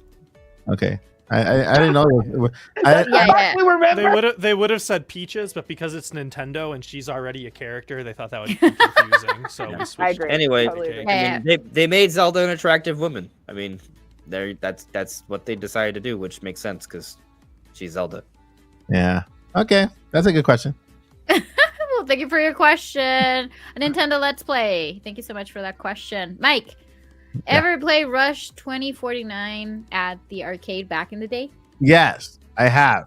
I What is spent a lot of quarters on that in my local arcade. Actually, I played it in there used to be a pizza parlor in front of my near our house. So I used to go with my friends in the 80s, and they had 3 arcades. One of them was that one, and then Mario Brothers, and then the house also had Duck Hunt, everything. Those It were the looks a days. lot like man. cruising. Those are the days, man. I want to go back. What's different about Rush 2049 versus like Cruising USA or something? I can't wait till they make a time machine. Because I'll go back then and just eat all the pizzas for like 50 cents. Not worry about Oh a thing. man, Yeah. I was gonna say, what if you just make a lot of money and buy all these old games and set them up, but that doesn't save that you can't get pizza for 50 cents that way. Like cruising was like Rush 2049 is like cruising but in the future. That's all I can think about. They're very similar. Cool. I miss the 90s. Yeah. Awesome. Good Such a times. sweet and innocent Good time. times. Very quickly, I just want to say shout out to everybody who's watching or listening, because we have passed 400 viewers. So thank you so much. Hey. Guys. You all are people of culture. Yep. So do you guys another one for Pokemon Fan 33? Thank you so much for the question. Do you guys think they'll show this Nintendo Switch or the announcement March 31st to annoy people? That would be awesome. I would love that. Like I said earlier, March 32nd. No, but that would March be fun. 32nd. That would be the best ever, and the best troll ever. Not only that, Yeah. but I would love for it that what every single leak and every single cat has been completely wrong, and they just show us something completely different. And this, the biggest troll ever. Nintendo leaked everything on purpose so that we can concentrate on everything over here while they did their own thing over here. That would be the biggest troll ever. So, I just made a joke poll that kind of plays on that. What Right. do you think will happen first? Nintendo Switch 2 being revealed or Nintendo Switch 2 being released? That's a tough call. The Switch 3 oh. might be out before the That's Switch fine. 2 gets revealed. Yeah. It gets released mid-March. It gets revealed late March. I mean, I thought Alarma would switch too, so. So, what are your thoughts? What are your ladies and gents' thoughts on Silk Song? You're gonna. I can't really. It's you're gonna hear about it more this year. Summer, Hopefully. in the summer. You think so? I think it was an urban Winter. myth. Yes, I have to say yes because I can't say no more. I'll talk to you guys behind the scene. There's layers. There's layers. There's good layers. Okay. Does it involve cake? It doesn't involve cake, unfortunately. I don't know. You're getting sleepy, Joycey, now. Yep. Summer. I hope that's the case. That'd be nice. That'll be nice. And those are all of our questions. In case anybody that's watching, I missed your question, let me know. But I think that we covered pretty much everything that was sent our way. But let us know. All right. So, that's all. Awesome. We made it through the question and the Q&A. Thank you so much, guys, for submitting your awesome questions. And Josie, go ahead. Remember when we said we only wanted to have a 2-hour podcast? Yeah, it's a Nintendo Switch 2 podcast, and it's the first one, so I'm pretty sure. teasing. You're supposed to just Also, there's 6 of us right now. So, yeah. we did our best. Yeah. We did pretty good, pretty well. For the record, we did pretty good, I have to say. Because this could have been longer. Oh, yeah, for sure. Yeah, for sure. All right, my friends, you guys have been incredibly amazing today. You're on fire. Let me tell you something. The most exciting part of all of this is that we are just days away from seeing the official Nintendo announcement for the Nintendo Switch 2. Okay? Mm-hmm. I mean, it's gonna be a day when we least expect. People are thinking January, February, but guess what? We're literally days away from getting a glimpse of what the next generation is bringing to us. That next Mario is probably gonna be in a trailer. Maybe the next Splatoon, Animal Crossing, Mario Kart. I mean, Metroid Prime 4. This is a year, my friends. This is Nintendo Switch 2 year. I know there's a lot of people out there who are losing a little bit of patience on this, but I think it's because Nintendo actually said something to begin with, right? Once Nintendo said, "Hey, we're gonna be revealing it within this fiscal year," when? Tomorrow? But if Nintendo would have not said anything, we would have been speculating maybe the end of the year, maybe 2026, the beginning, But because Nintendo said something within this fiscal year, the fiscal year ends in 2 months. Right? 2 months at the end of March. So we are about to, man, this year will be an amazing year in when it comes to Nintendo games. It is our year. It is Switch 2 year. There's one thing that I asked you guys to do is look at all of these people here on the cast. Go into each of their channels and go and follow on Twitter, either Twitter, YouTube. Go follow all of them because they have something each to bring when it comes to Nintendo Switch 2. And in this podcast, we're gonna be diving deep into Nintendo Switch 2 like there's no tomorrow, because there's no tomorrow, you know. I only bring Zelda. I don't know nothing about Switch 2. I just bring Zelda stuff. All right, my friends, thank you. Right now, we are gonna go around the podcast. Let me go ahead and where's the music? I'm looking for the music here. Oh no, here we go. Oh, by the way, the Minish Cap turned 20 years as a 28 years anniversary today. 20 years since it was released. 20 years. Happy anniversary, Minish Cap. You have been amazing. I have not played it yet, but one day I will play. You should play it. It's available on the NSO. Well, plus expansion pack. Yeah. All right, so without further ado. Find the music now. Ooh. I like this. Hold on. Is this jazz? This is the music. Without further ado, I want to introduce to you the cast of tonight's Nintopics Podcast, starting with the one, the only, Joycey J. Where can we find you, Joycey? You can find me on Twitter, because I will never call it X. Another year of me still not calling it X. Yay! At DJ Joycey. It's a crazy old lady who loves video games. And of course, you can see me here every Friday night for the Nintopics Podcast. Thank you, Joycey. Yes, you can find her every single night with her with the shade umbrella at the Nintopics Podcast. This is an umbrella now, y'all. Yeah, you can block the rain with that. Yeah, it looks very as big as it is, probably could. Yeah, and great. It looks very Splatoon-like. Thank you. Yeah. The great Dr. Professor Paul Gill Network. Where can we find you? What you got going on? On YouTube and on X, I am at Paul Gill Network. What I've had going on? Staying safe, in Los Angeles. There's a lot of craziness going on right now, so staying safe and having a little bit of fun here and there. Anything new in particular? No, but New Year's resolution / goal, because I didn't get a chime in earlier, and I'll make it really good. Yeah. I've been kind of holding off on when I was going to do it, but I think this will be the year, because it sounds like a significant amount of time in between, but I think by summer I will have my Dragon Ball Z sequel done. Nice. Turning Super Saiyan. Wait, Super Saiyan 2 will have his Dragon Ball Z sequel done by the end of this summer. Find out next time on the next episode of Dragon Ball Z. Nintopics edition. On the next episode of the Nintopics Podcast. All right, thank you, Paul. And with that, over to Zach Hendricks. Zach, what do you got going on, and where can we find you? What up, everybody? As if I haven't been here for 3 hours. No, I've got all the stuff that I mentioned in the beginning going on. I always do that. I'm always like, hi, every time we're signing out.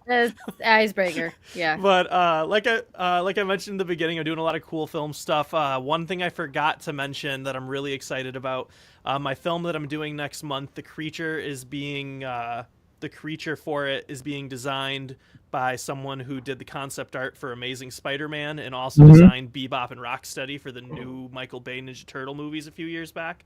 Yep. So I'm geeking for that. I'll have more details about that on my channel at Zach Hendricks Media. You can find me here every Friday night on the Nintopics Podcast, and then when it ends, I do the post-podcast party where I stream a little bit of Smash. No, I am not playing right now. I'm just holding this. Where I stream a little bit of Smash over on my YouTube channel. So if you want to stick around, I see we still got 69 people, nice, in here watching. So feel free to join us, or join me, and keep the conversation going. It's actually 410 total. I mean, I'm only seeing the YouTube numbers. Oh, yeah, okay. Yeah. Anyone who's not on YouTube can come too. Yeah. Thank you so much, Zach. And over to Lily. Lily, what you got going on? Where can we find you? You can find me on YouTube. It's Lily Hyrule.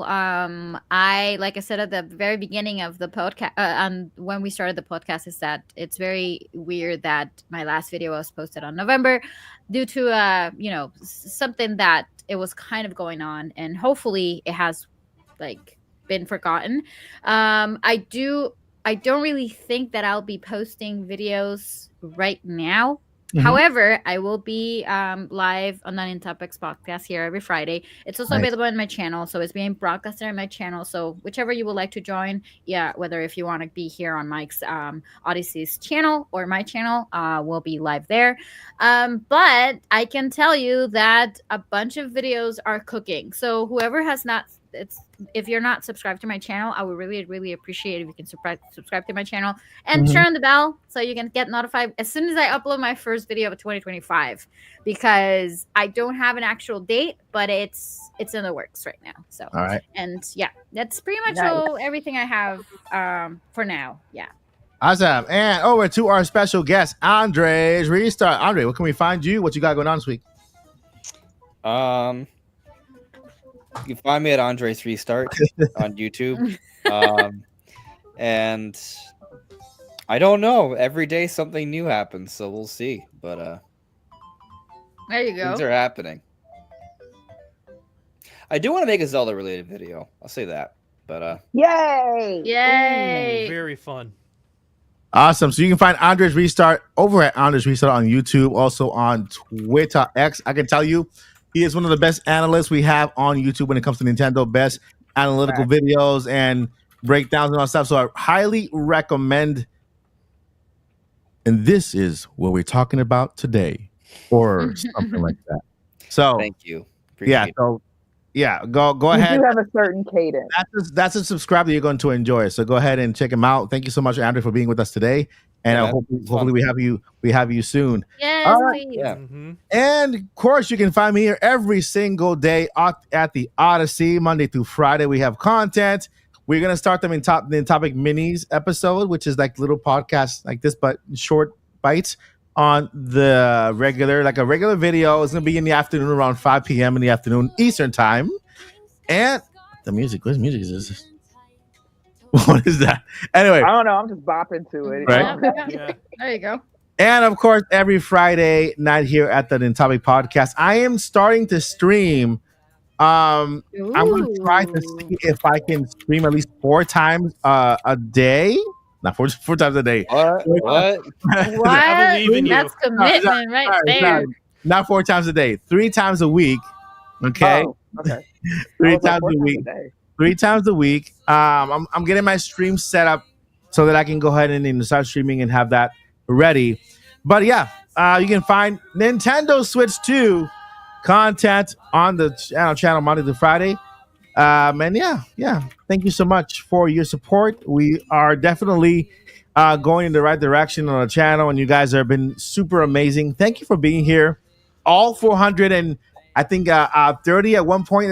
They were here at one point. Yep. You guys have been amazing, and I hope you guys can continue to join us every single Friday to hang out. Guess what? It's the best time to end your weekend, right? And start your weekend here at the Nintopics Podcast. Before we let you go, we got 2 very important things we got to let you know. And let me tell you, these are 2 very important things. Number 1, don't give up. Don't do it. That because we need Never give up. You never know. One time I almost gave up, and then I was like, nah. Don't do it. You're not supposed to, because you never know. Because what? Maybe you give up today, and tomorrow, whatever you were fighting for, that was your day. That was your day, and you just gave up one day before. Don't do it. If you give up today, you won't see Switch 2 tomorrow or next week. Every day, it's his own battle. So just fight for today and give your best all the time. And number 2, Journey on. Journey on. This is not the song that I want to put. I'm going to find a music.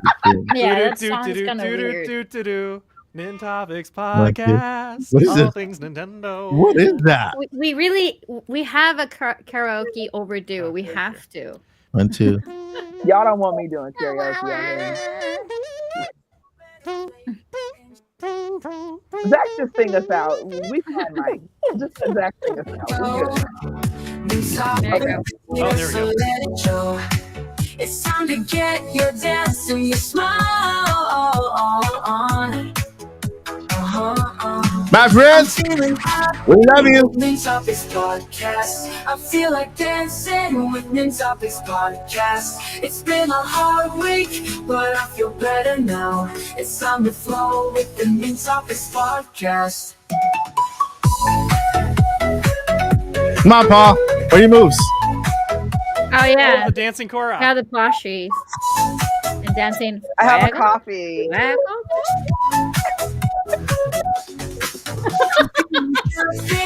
Joycey, where's your line? Good night, guys. In the show, Mike. I'm tired. Take care. See you next week. It's time to flow with the